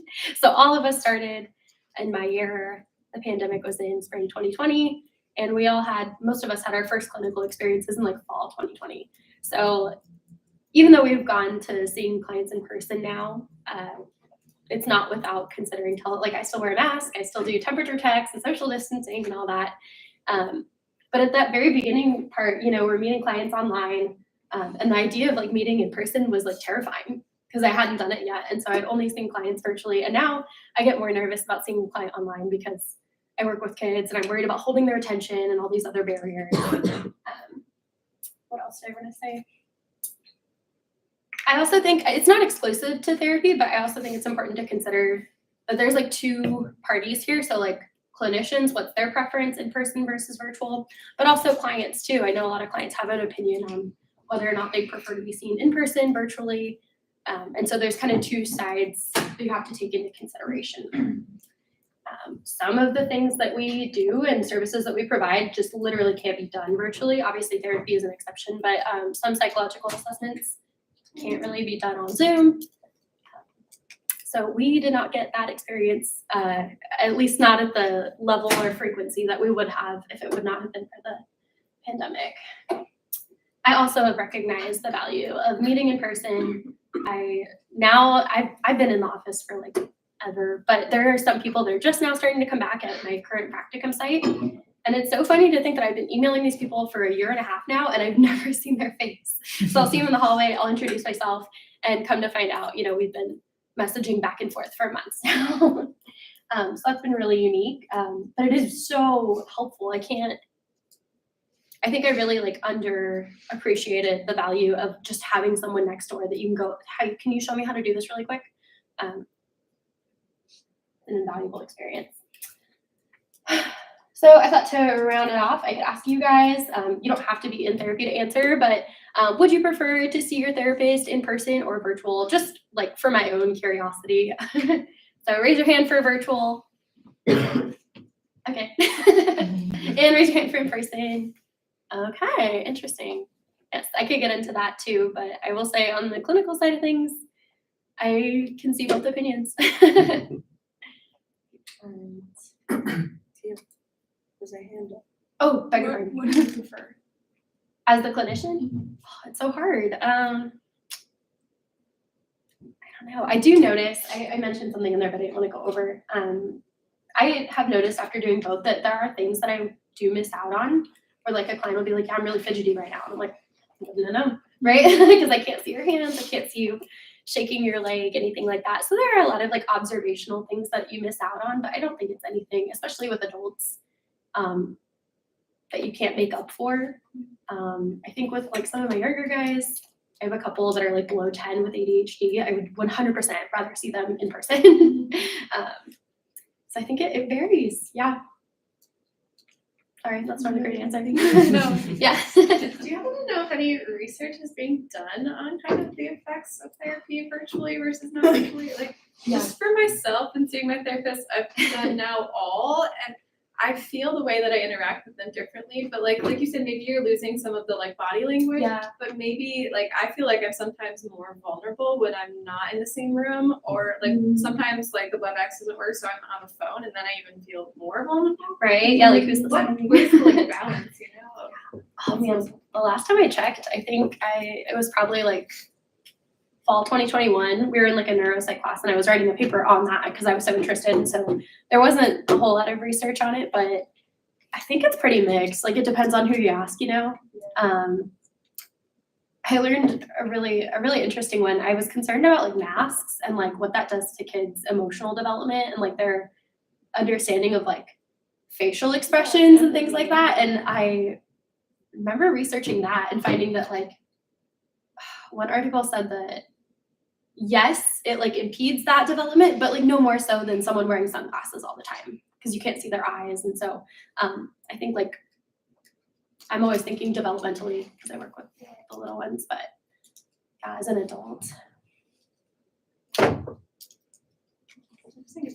It is. I'm like fascinated by how we've adapted. I mean, everybody, but you know, especially clinicians. Thank you guys so much for your time. I enjoyed learning with you guys this semester.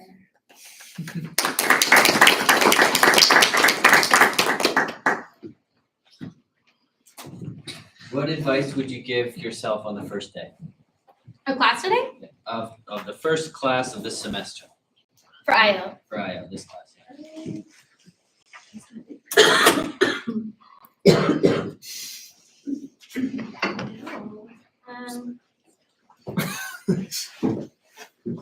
I guess I don't think we knew like what we were getting into as far as the public speaking element. So I don't know if it would be advice so much as like brace yourself. But like it's been a really beneficial experience, obviously. But I think I would have like warned myself ahead of time, like you're gonna be doing a lot of public speaking.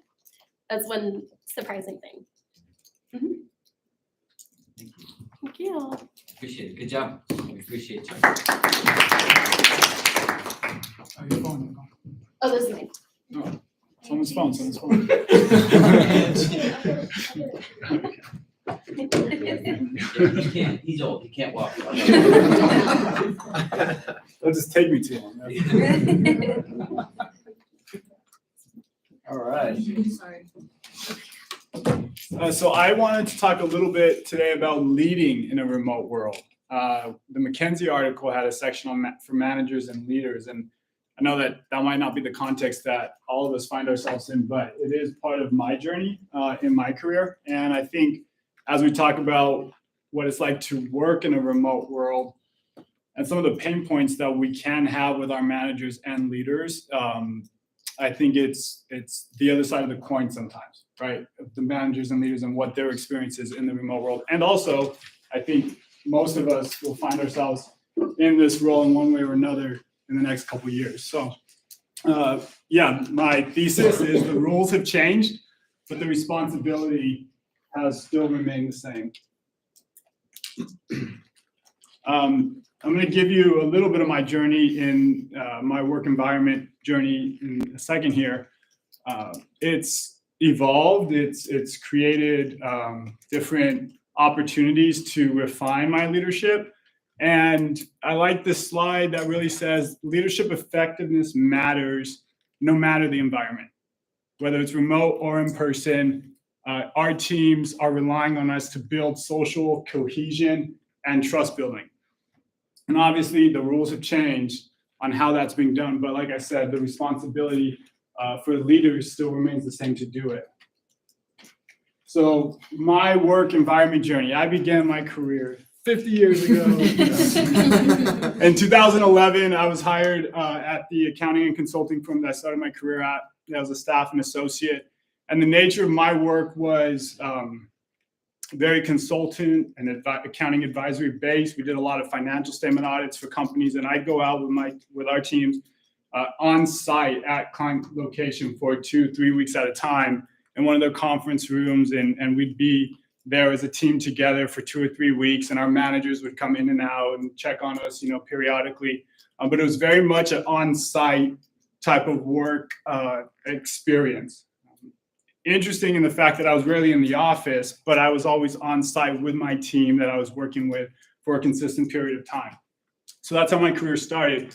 5 years later, I was promoted into a manager role, and then that sort of created more of a hybrid work environment for myself. I was now managing multiple teams, right? And so I would rotate throughout the week of being on site at different locations, checking in on my teams. And that also included opportunities to go into the office or work from home as it became available into my schedule. And so I started getting the experience of working in a hybrid work environment years ago, before COVID kind of made that more normal.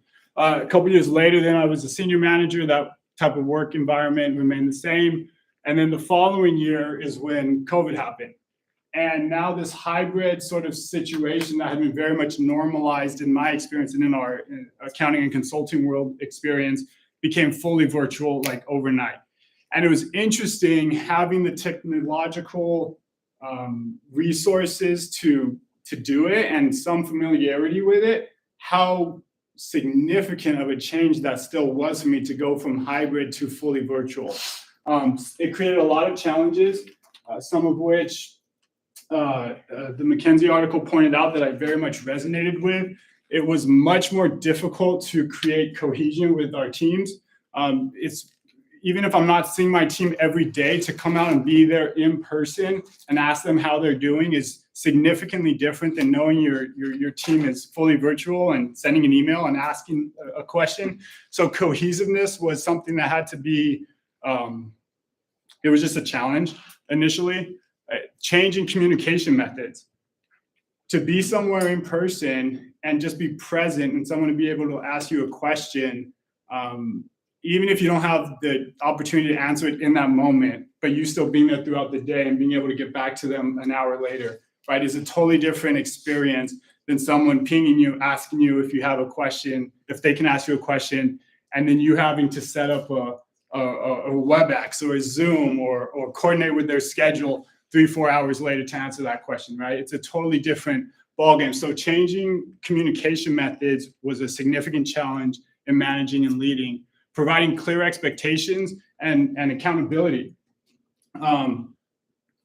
How, to set up one-on-ones in a virtual environment versus setting up coffees or taking someone to lunch or doing things within the more normal course of our workflow was just another level of coordination. And so while we had the technology to operate in this world, it created a lot of leadership and manager and people challenges that were new for me, as well as understanding each individual team member's morale, and frankly, to maintain my own personal time boundaries and work productivity, right? Because as a leader, your mindset is the team needs to keep moving forward. You need to keep your team morale up. You need to continue to be at their service as best as possible. Sometimes that was to the detriment of my own work productivity. So our hours in the evening would be expanded, and I found myself getting burnt out and really struggling to find this balance of leading well and showing up for my team, and also maintaining some boundaries for myself and my performance. So those are some of the challenges. I like McKinsey's article that provided some best practices. This first one here is really interesting. You have to be more inspirational. Right, so when a leader shows up in person and they're just present, there's something about that that's just reassuring. Your team knows, oh, my leader's here, my manager's here. They don't need to inspire me right now. They don't need to say something awesome. The fact that they're here with me is great. I like that. That's meaningful to me. That changes in a remote work environment.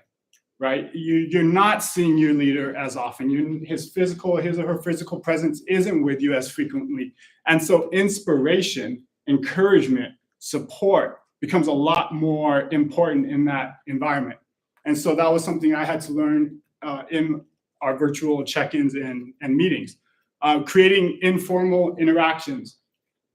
You realize how quickly you take these for granted when you're in a remote environment.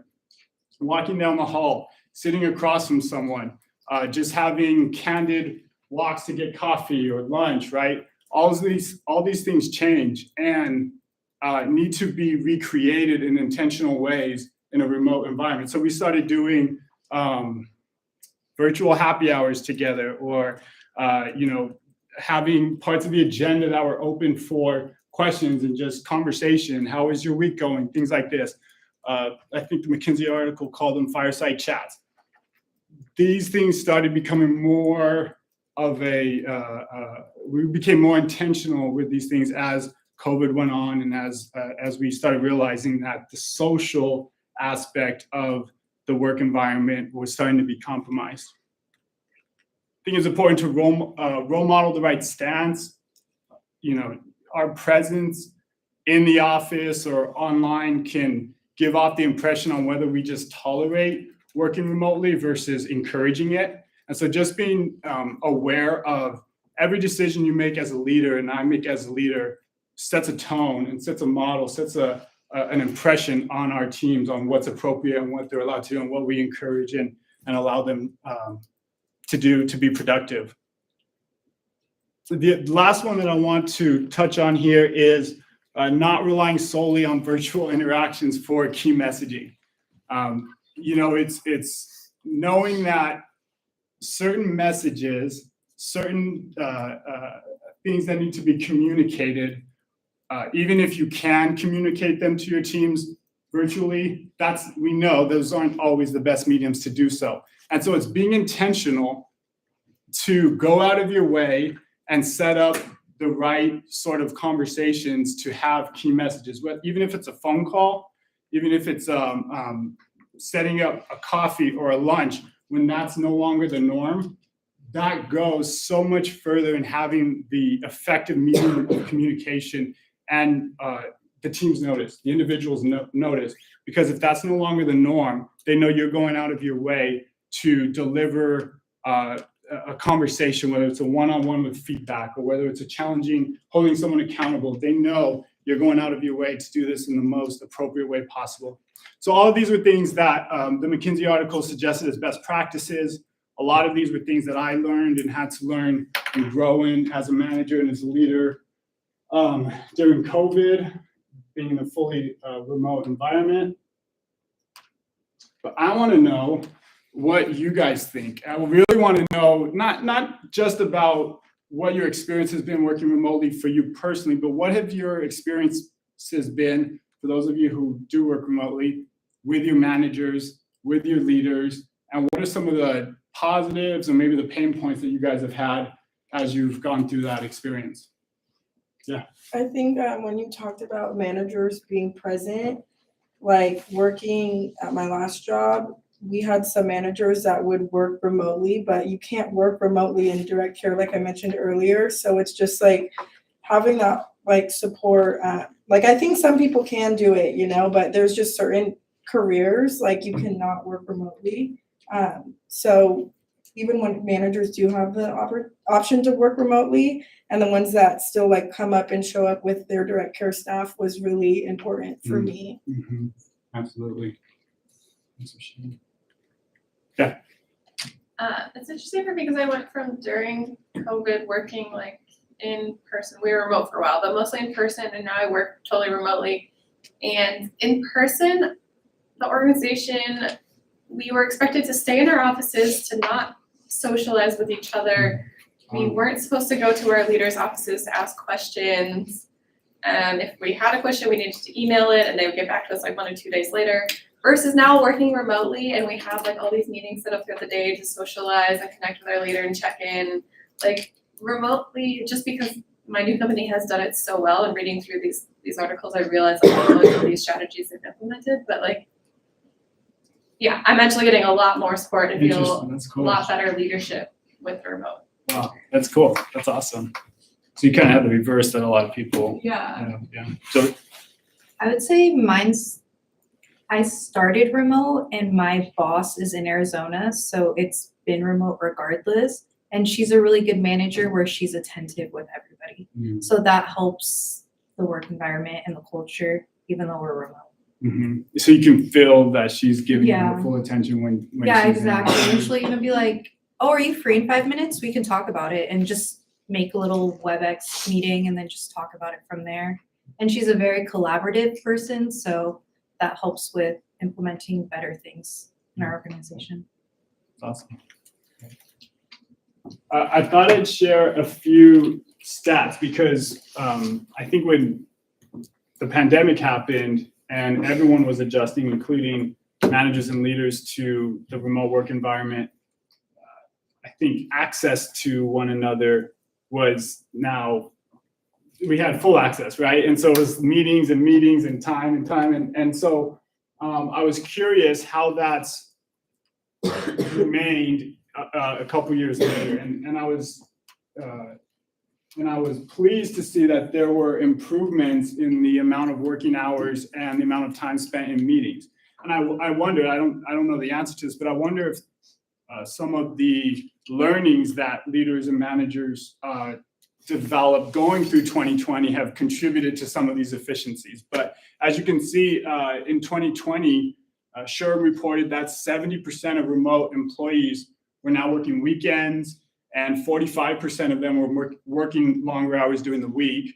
And also in 2020, there was a data analysis done on over 20,000 companies that found that there was an increase in the number of meetings and email activity during 2020. So those are 2020 stats. And then HBR put out an article just recently, I think about a week ago, that reported data saying that meetings have now become shorter. So there was a decrease in length by 25%. Now the average meeting is around 30 minutes compared to 43 in 2020.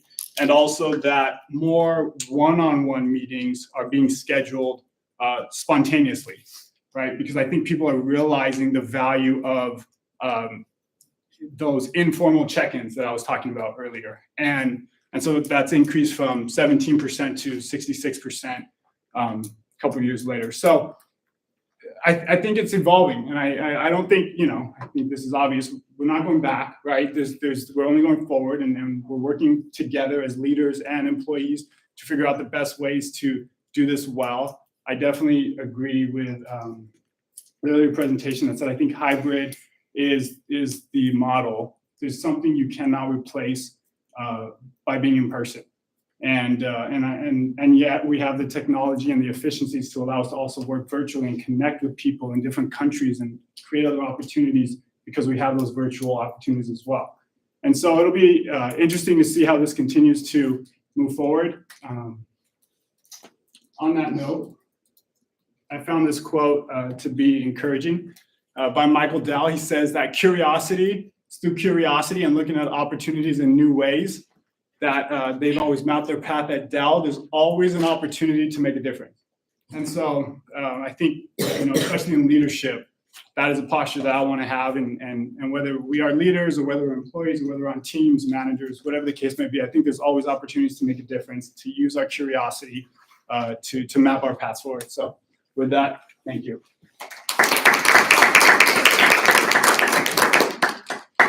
Very nicely done, as always. Very eloquent, good examples, good material. Really like that. I would say keep an eye on time. Just that we have a lot of presentations today, so it was a little bit longer. So we just want to make sure that we have time. But I understand, as I was talking about earlier, when you have a lot to give, there's a desire to give all of that.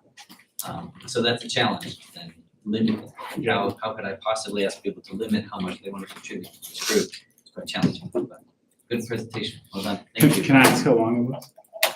The YouTube thing's all messed up, so I don't know, because normally I look at the camera and see when that was. We can go back and But check. it was over. It was for sure. It was definitely over. I think it was about maybe 9 minutes total. Maybe 10. Yeah, okay. I felt like it went long, so I'm just curious. Maybe longer, I don't know. Thank you. Yes, thank you. So I'm just gonna move the camera a little bit. Okay.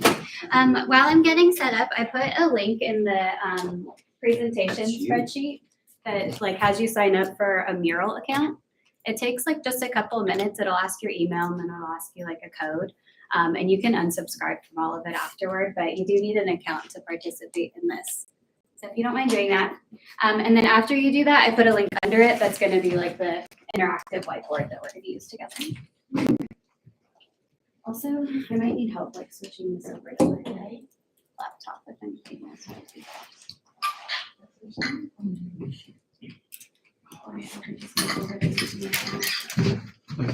Well, I was doing something else. Oh.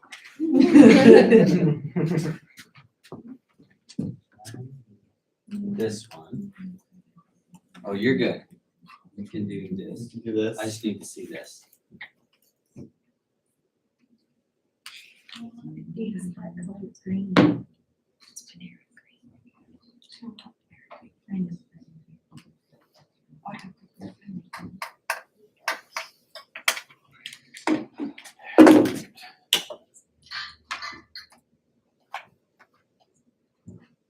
I'm trying to share from you.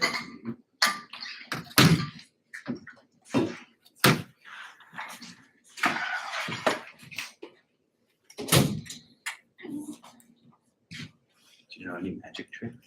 I know some dad jokes. Oh, those are the best. They're pretty bad. What did one firefly say to the other firefly? What? You glow, girl. Oh, that's a good one. I've got another one. These are gun to my head. If I had to tell a dad joke to stay alive, I would not live. So what's the other one is what are goosebumps for? To keep geese from speeding. Does anybody have any to make me feel less uncomfortable? So good. We call a fish with no eyes.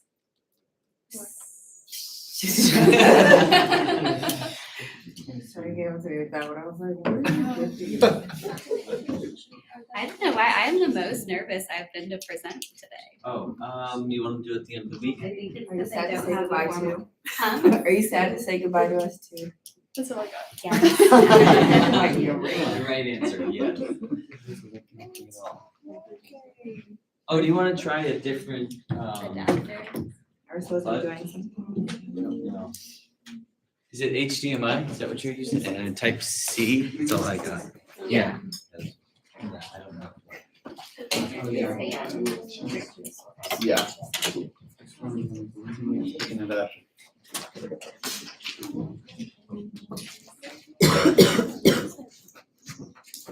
Here we go. Is that you? You can tell your son that we had salad. I was like, my son will thank you. Good. I appreciate that. Okay, cool. It's all about salads. All right, so if you've clicked this link,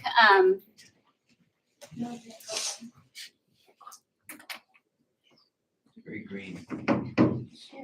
okay, it's going. Oh.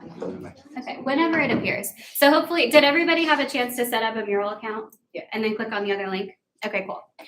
So the reason I bring this up is because when COVID first started, I was working for an architecture firm as like a community relations and project manager. And they built elementary, middle, and high schools. And what will pop up in the screen is in a second is these workshops that I would do with members of the community. So I would bring together stakeholders, so board members from like the school board, parents that like had kids that went to the schools, students from the schools, and then staff and faculty. We'd all get together in a room and have these like visioning and planning sessions when they would build a new school. So there were these super interactive workshops, and I had like pictures that keep popping in and out of like how interactive these workshops were. Everybody had these big pieces of paper, they'd draw all over them, we'd like hang them on the wall, they put stickers on pictures of stuff that they like. And then COVID happens and we can't be in person at all anymore. And my boss was like, okay, you need to have those workshops virtual and make them just as engaging. It's like, that's not gonna happen. Until I found this virtual whiteboard tool called Mural, which is what you guys all just signed up for. And since COVID, they have like really amped up their game on the stuff that you can do on Mural. So basically, it's a virtual whiteboarding tool where you can use it on Zoom. So let's say like you're in a meeting, you pull up the whiteboard, everybody interacts and adds onto it at the same time. This is distracting, so I'm just gonna unplug it. And you can have like this really cool little whiteboard that's already saved afterward. But I've used it in settings like this mostly, where we're all in the same room together. We're just working on something together. And now you can all do it on your laptops. We can broadcast it on the screen and see what everybody's ideas were. So what I wanted to do is, I'm currently using this, and this is what I was going to show, but I think we can do this all without the screen, to be honest. So I do currently use this at my job with the residents. I use the 16 Personalities Teams feature. So that's what I was going to show you as well. They have all of the workshops through 16 Personality Teams as an in-person option and a remote workshop option. So I do the in-person ones, but I use Mural to like kind of catalog all the work that we do together. So one of the murals I've created is like our team culture action plan.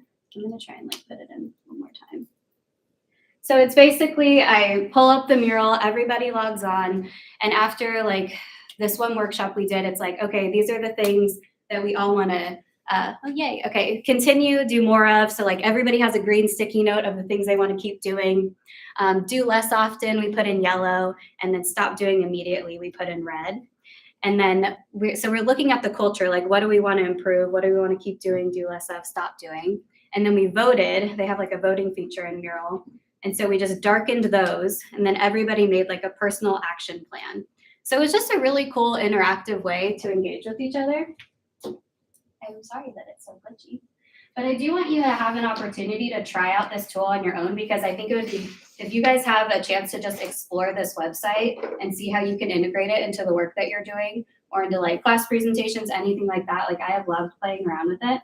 So click on the second link where it has you, I'll just show it like this.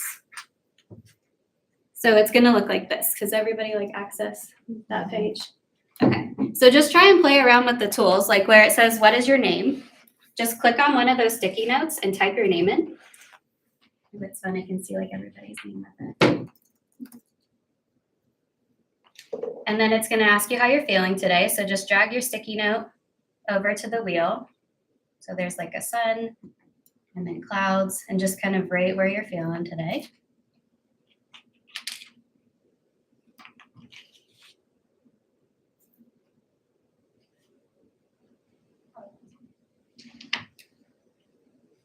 You can make like your sticky notes bigger or smaller.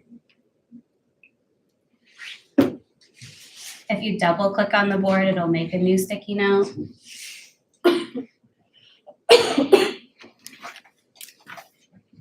And then we kind of walk around too if anybody's like having difficulties. Just because mine's an iPad, so it makes me download the app. It's looking like this. It's pretty cool. Okay, so if you get to after how you're feeling, if you go over to like what's your drink of choice, they just had like a bunch of non-alcoholic options, so I added some fun beverage options there for you. I put so that's another thing you can do here, like on this left menu bar, you can add like images. So you could like go in there and you could add your own different beverage. So you can vote on like what drink you like. So I just wanted to do this to get you guys like familiar with actually using the tool. Research shows that like if you get hands-on with it and actually experience it yourself, you're more likely to use it rather than if I just show you a picture of what these murals have looked like with other people. It goes on to ask you like what's your breakfast of choice, what type of meetings do you like, how many people, and then just have a great day at the end. But I'm at about 5 minutes, so I can go ahead and stop there. I just really wanted to get you guys using the tool and practicing it and just playing around with it to start. I apologize for it not showing up on there, but. The tech in this room is. I think it worked out well. So yeah, my call to action to you guys is to like play around with this a little more and try and use it in an upcoming meeting or something. They're pretty fun. Thank you. As always, Chandler, regardless of the tech, I think you're amazing. Thank you for, again, trying to equip us with more tools in our endeavors. I'm sure all the people here would agree that we very much appreciate your presentation caliber, the tools that you bring, your confidence in speaking, the skills that you've developed over time. So is it all right if they like connect with you on LinkedIn and stay connected with you for Sure. all the future insights that you can provide them? Of course. Great. Also, I think I mentioned this before, but my job, like when I go off to internship, hopefully when I go off to internship, it's likely going to be out of state, and my job will be, I'll be like needing to replace me. It pays extremely well. If anybody is interested in the things that I have presented on and like want to know more about potentially taking that role, please let me know, because they will probably just take whoever I say they should put in that spot. So There you go, bribe Chandler with Yeah, what you coffee, got? chocolate, Taylor Swift items. Oh, tickets to Taylor Swift with you. I panic bought Taylor Swift tickets and spent a ridiculous amount of money. And then I realized, oh my gosh, I'm not even gonna be in town for the concert. That was the dumbest thing I've ever done. Okay, you can resell them for probably like. I know, I'm like, okay, it's just You actually expensive. got- you actually got some from Ticketmaster? Okay, well then I bought them through like Vivid Seats, which apparently is like a reseller. So I don't know if I have tickets or not, but I don't have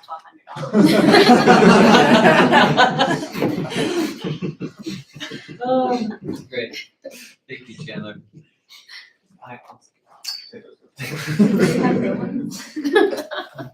Ticketmaster, that was. Which I night are you know going? for- What? Which night are you going? I'm going when she's in Denver, Oh, cool. so. Yeah. You sound sad. What? You're like Denver. Well, I lost a lot of money, but. It's an investment.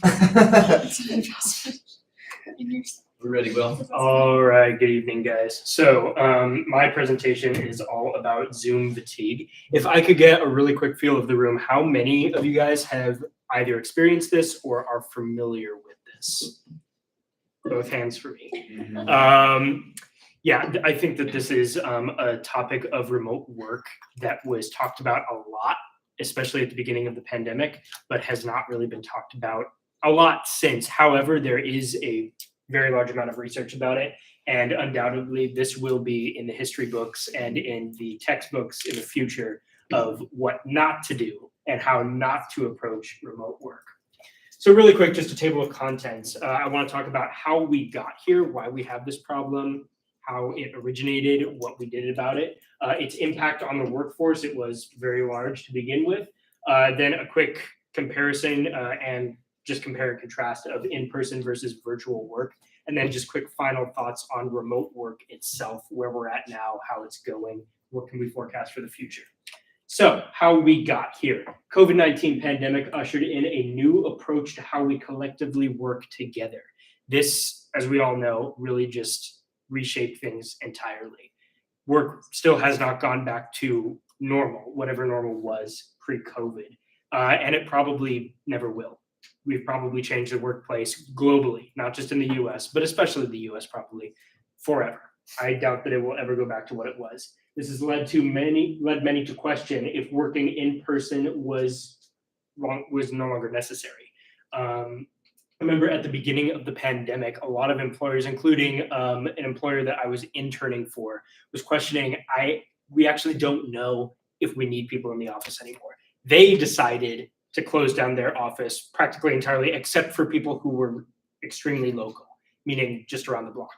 And it was only open if you wanted to go in there. More on that later. So by May of 2020, over 35% of the United States workforce was working remotely. This is up from just over 8% before the pandemic began. More accurate numbers, February, like weeks before COVID, really dropped in the US.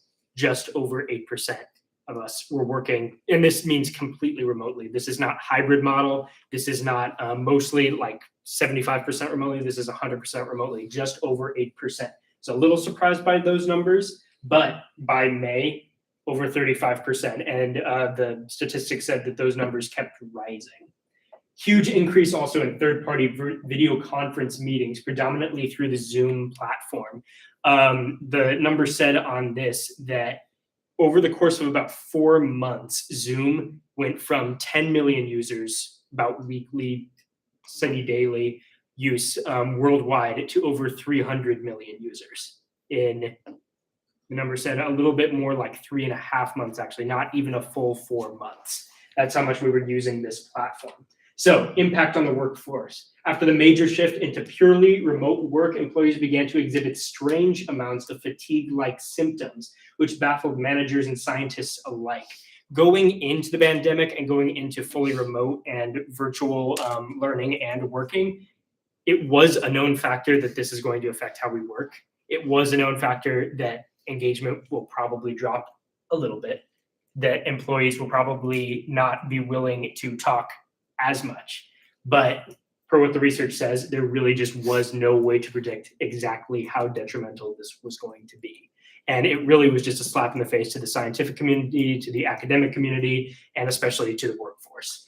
According to research, video conference fatigue, or Zoom fatigue as it's called many times in research, gave employees the feeling of being uncharacteristically drained after conducting virtual meetings. What this means is employees were reporting, or managers were noticing, or even educators were noticing in their students, I'm feeling so fatigued, or they're feeling so fatigued.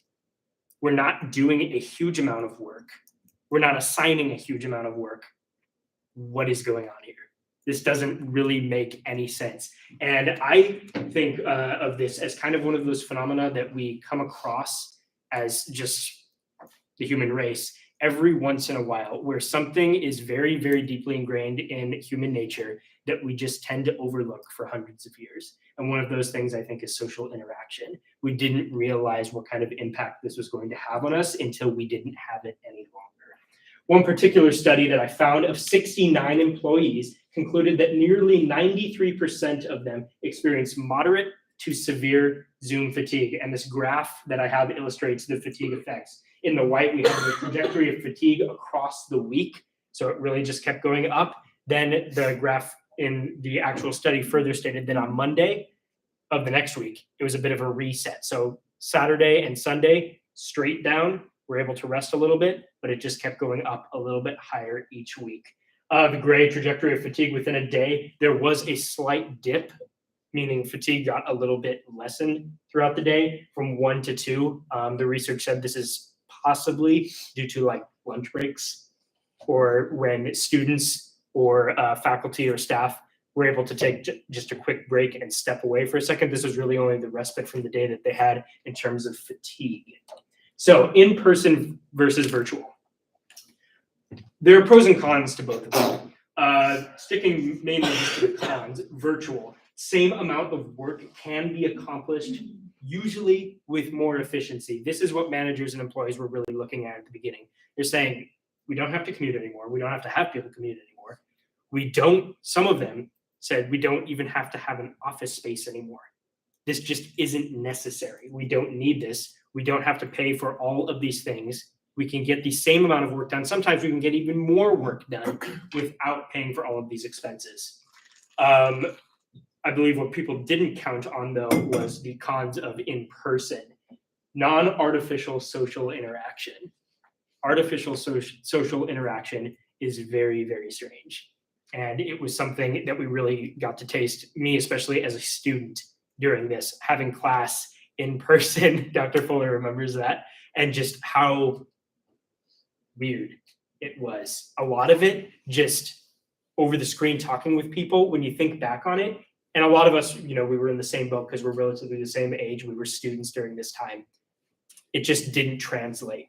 Social interaction, it wasn't possible. It was artificial. It didn't satisfy.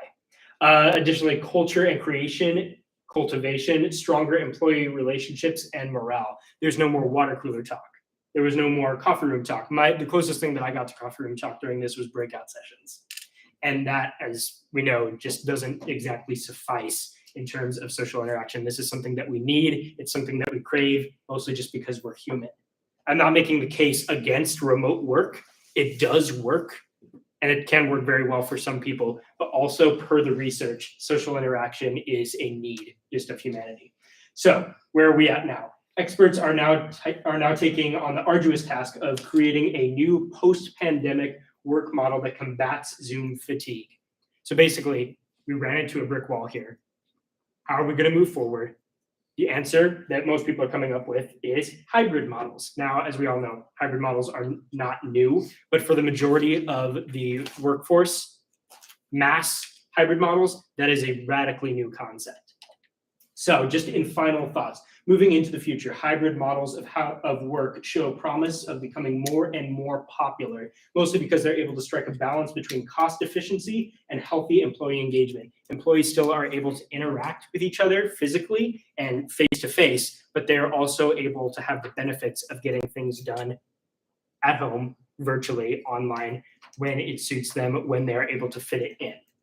So, although this is very, very popular, and although hybrid models have proven already to be very effective in some realms of business, the mass move for hybrid models does have significant issues right now that need to be addressed in the coming years and that are currently being addressed. One of these is real-time adherence. This especially goes for companies who work across a broad amount of land, meaning the CEO is in Falmouth, Massachusetts, and the intern is in Riverside, California, and neither one knows what he's doing. That's an experience that I had. The company that I was interning for decided to go fully remote. They essentially sold their office space. The first 2 months of this decision seemed pretty fruitful. I was getting to talk with the CEO actually pretty regularly, and I was getting to talk with my supervisor even more regularly. This was supposed to be a 6-month internship. By month 3, I was essentially done. I had essentially finished everything that they wanted me to do. They had cut off most of their communication with me. And so since it was an unpaid internship, I more or less just texted in the Slack, I'm available to work. You may contact me when you wish. And of course, they never did. And actually, I think their business really went under because they're no longer on LinkedIn or Indeed. So in final thoughts, really, just combating Zoom fatigue has grown exponentially and is partially responsible for the large move towards a better and more cohesive future of hybrid work models. Hybrid models of work are the future. It's where we are going forward to. More and more businesses are realizing this is where we can be. It's more cost efficient for us. We're able to save a lot of money. We're able to save a lot of manpower, unnecessary manpower, that is. And this really is probably going forward just a better decision for us in the digital realm. And that is all I have.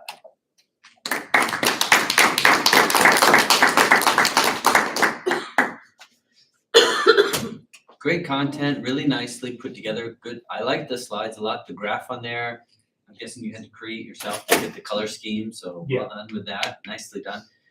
All of that's really nice. I would say, the volume of information was a lot, so then it went over time a little bit.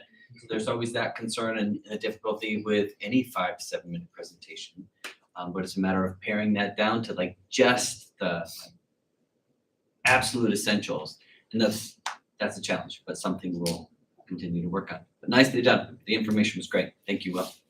Good job.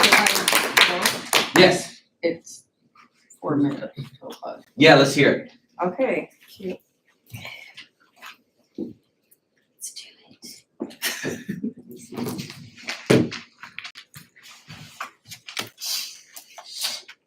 Should take that with me to clear up and find it.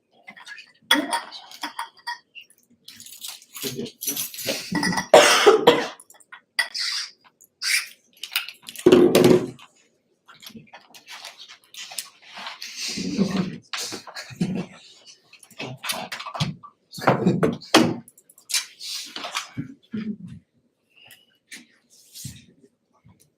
you make it a tight 5?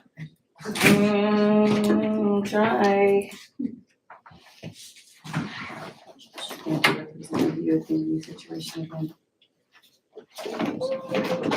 All right, I'll go through it, no worries. Okay, so, no, we've been afraid to talk about this little word, COVID, but we're gonna talk about COVID culture and how it has impacted working remote. Because essentially, it is kind of the reason that we have the advancements in working remote. And so first, we're gonna go over the COVID culture and quarantine. And then we'll talk about the impact of COVID culture on this physical and mental health. And then the impact on working remote. So, in 2020, over 170,000 cases of COVID were reported globally. And this meant that everything looked a little bit different for us. So the first thing that started out was quarantine. So our kids were taken away from their big events. My daughter had her 8th grade graduation at home, and my son, you know, we had to deck him out with the blue light and make sure that he was all safe and everything, because this whole virtual learning was interesting, and he was in kindergarten. So again, kill me now. So trying to keep him engaged during these sessions wasn't ideal. And so as we know, kids aren't really supposed to be on computers for an extended amount of time. So my daughter's mental and physical health began to decline. She was a softball player, she was in track. She wasn't used to just being in the house and looking at a screen. My son, kindergarten, I say less. So when we had things to do and stay there, at the end, it was like every day was, I don't want to go to school. I don't want you to go to school either. But, you know, we have to, because I'm accountable for your, like a bad parent. So now we're talking about how it impacted the mental and physical health. So as we know, as IO psychologists, that our output in our work is going to be greatly impacted by our mental and physical health. And so our young people actually suffered the most during COVID. And as you can see on this one, it's kind of strange that women were more likely to get COVID, I think, because we were home with the kids and stressed also. And then we had depression and anxiety numbers shoot up. And then, of course, since they're inside and we were told to stay inside and social distance, the parks were closed down, we had less physical activity. So 60% less than was before. So the impact on the work culture. So now that we had the first opportunity to actually slow down and really take a look at what it was going on in our life, whether that was self-care that was needed to be taken, whether that was budgeting, where it was finding new crafts and new hobbies that were going to gain or keep our interest during this time, people now had the time to think about, okay, what do I actually want to do with all this downtime for probably the first time ever in their lives? Then they had a chance to reassess their career paths. I can't tell you how many TikTok videos I saw where these new chefs, and now like years later, they're like head chefs and they're everywhere. It's like, okay, it started out as a pastime and it grew into a passion. So making them millions off of, you know, just something that they may have been stuck in the office day to day, now with that different exposure. And then lastly, time with family. Again, a lot of people didn't have this luxury of spending time with their family and really creating those bonds and relationships. I had a lot more time with my family than my husband did. He had to go into work, that's why. So working from home, and we had flexible hours, we were learning new processes and the virtual meeting etiquette.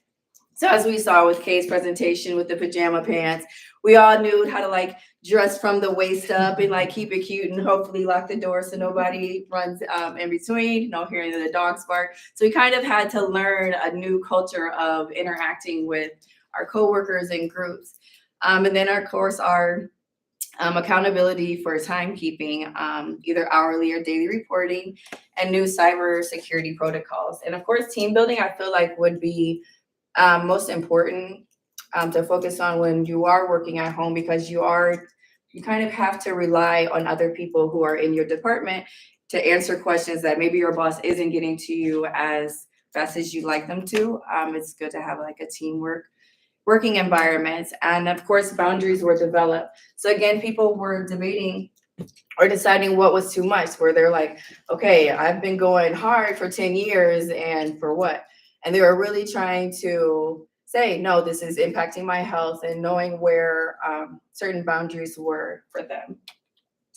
And then lastly, the workplace barriers.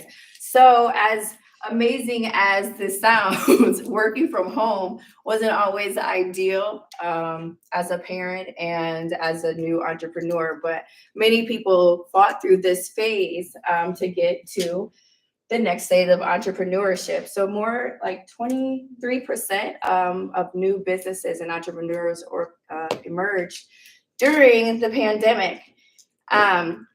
So I thought that was pretty interesting that, you know, we were kind of like the leading ones to venture out and explore new passions and give back to our society. That's it. More clapping for that one than any other. I think you killed it. The graphics, the pictures, the graphs, the background, the theme, awesome. Really great job. I can't believe you would not give that presentation. I'd be dying to I give didn't that know. presentation. Well, It's thanks. so good. Appreciate it. Nicely done. Thank you. Thank you. All right, I think this will be our last one. I don't know if we can do it, Kyle. Are you okay? Yeah. If you want, you can present just to me and everyone else can take off to the next class. Oh, I Just can me and also you. do that as well. No, we all need yours. Go ahead. You'll do it. You'll do it. I know you can do a great job.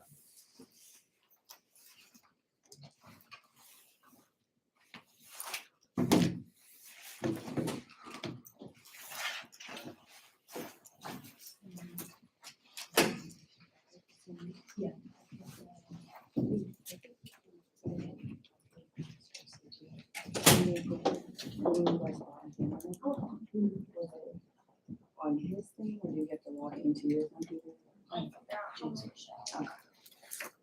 Where's the tech guy?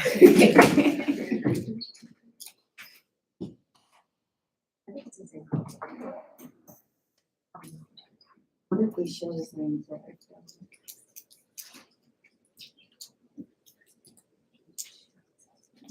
Okay, I might need to do that because I don't know my camera login off the top of my head. Shoot.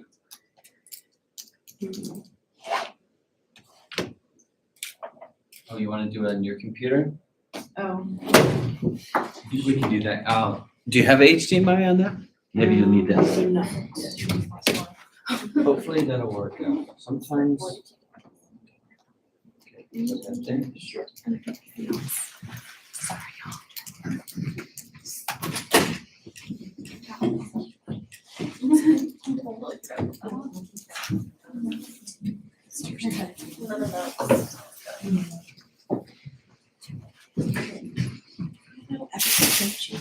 Yeah, I'm just kidding. That's the right answer. I can just read your line. That's true. Our goal is another type 5. We can do it? This will be quick, and there's a $25 Amazon gift card on the line. What? I'm here. And she Oh wanted us my to- word, you got everybody now. The holidays are coming. Okay. So real quickly, I just want to walk through some statistics that I found interesting in the readings. When I think about work after COVID, I think just what matters to employees has really shifted. And so according to Gallup, 24% of workers said only 24% think that their organization cares about their well-being, which is terrible and a shame because we know that's correlated with engagement and retention. 56% of workers said that they wouldn't even consider applying to a job if the company's values didn't align with their own. That was interesting. 80% of workers believe that it's the organization's responsibility to address specifically racial inequity issues. And when we think of like the meaning of work in our lives and how we want that to look, 65% thought that the pandemic made them rethink the place that work should have in their life. And I definitely resonate with that. So I won't get into it. I'm gonna post this presentation on LinkedIn like I've done with some of my other ones if you wanna look more into it.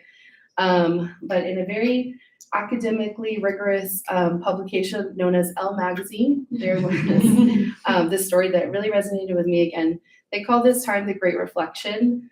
It echoes kind of my experiences in transitioning from being a manager on site every day to kind of trying to embark into doing some consultancy-based work.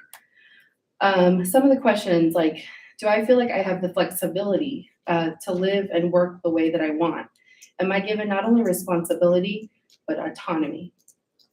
So here's our quick activity. So please form into groups for a total of 5 groups. Or wherever you're at, we just need 5 groups. Doesn't matter the size. Once you're in a group, I will give you your group number. Sure. Are you gonna be in a group? Yes. Are you group? Yes. Okay, so your group number 5.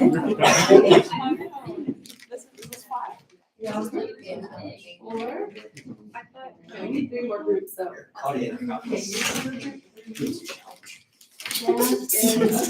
We have to split the card between them. Okay, so the scenario is the CEO just called you. They want you to advise them on the work style policies they're going to implement in January. So on the next slide, that represents your final recommendation. So just take a couple of minutes, right? If you're number 2, your recommendation is number 2. Take a couple of minutes to come up with some of the reasoning as to why you would make that recommendation. And our board chair, Dr. Fuller, is going to make the final evaluation on if your recommendation is evidence-based. So I'm going to set the imaginary timer for like 2 minutes. We'll be done. So does it have to be done? So does that make sense? Any questions? I say, this is a great recommendation because people, Well, this is the are their own intrinsic motivation.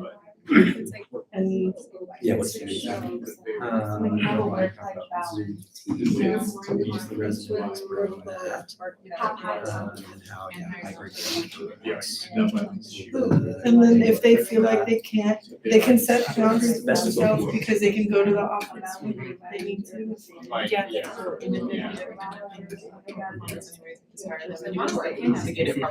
But that creates.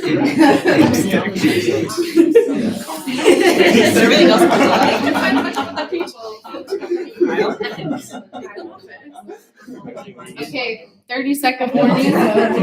30 seconds.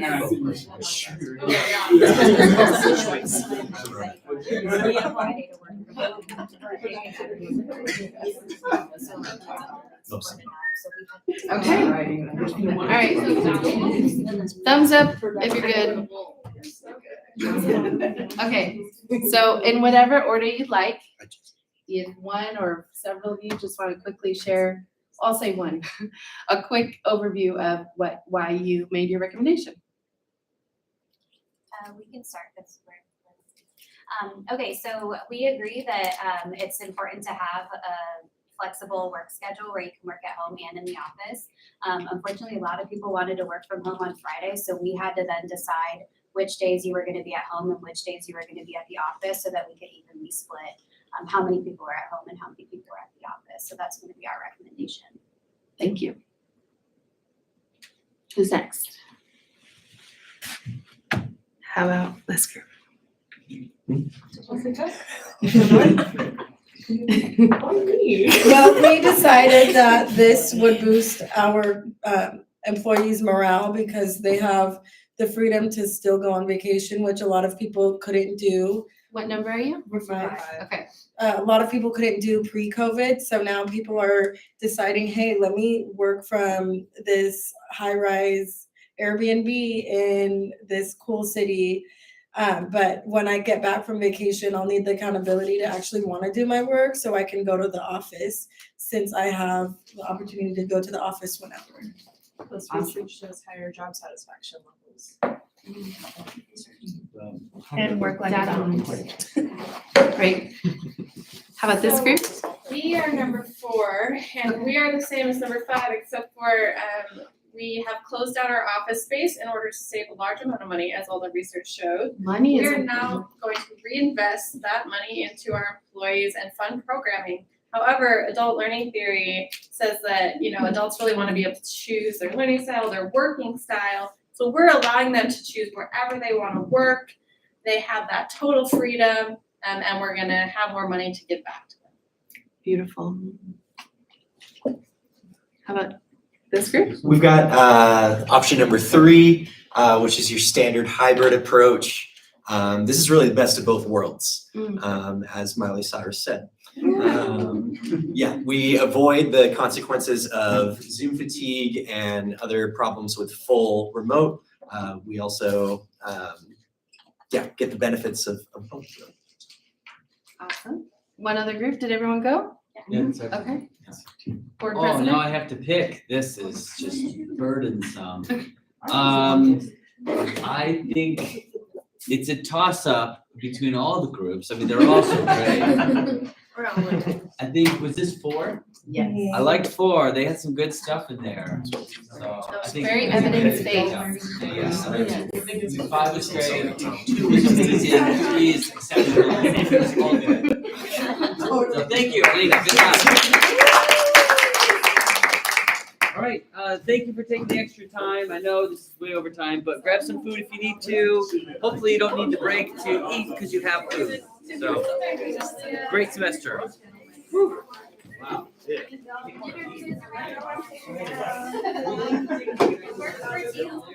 Oh, yeah. Okay, so I did, and then I found out it was okay. It's still on the class.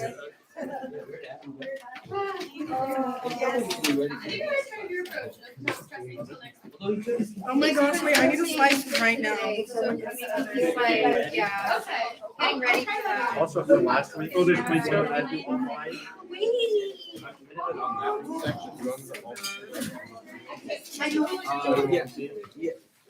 No, just submit it in this week. The week that it is, submit it in that week. Okay.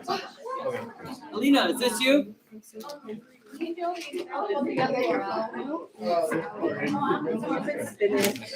you. Yes. Rest well. Trying to get that crowd, man. Yeah, I'm pretty hungry. I think I'm waiting for the big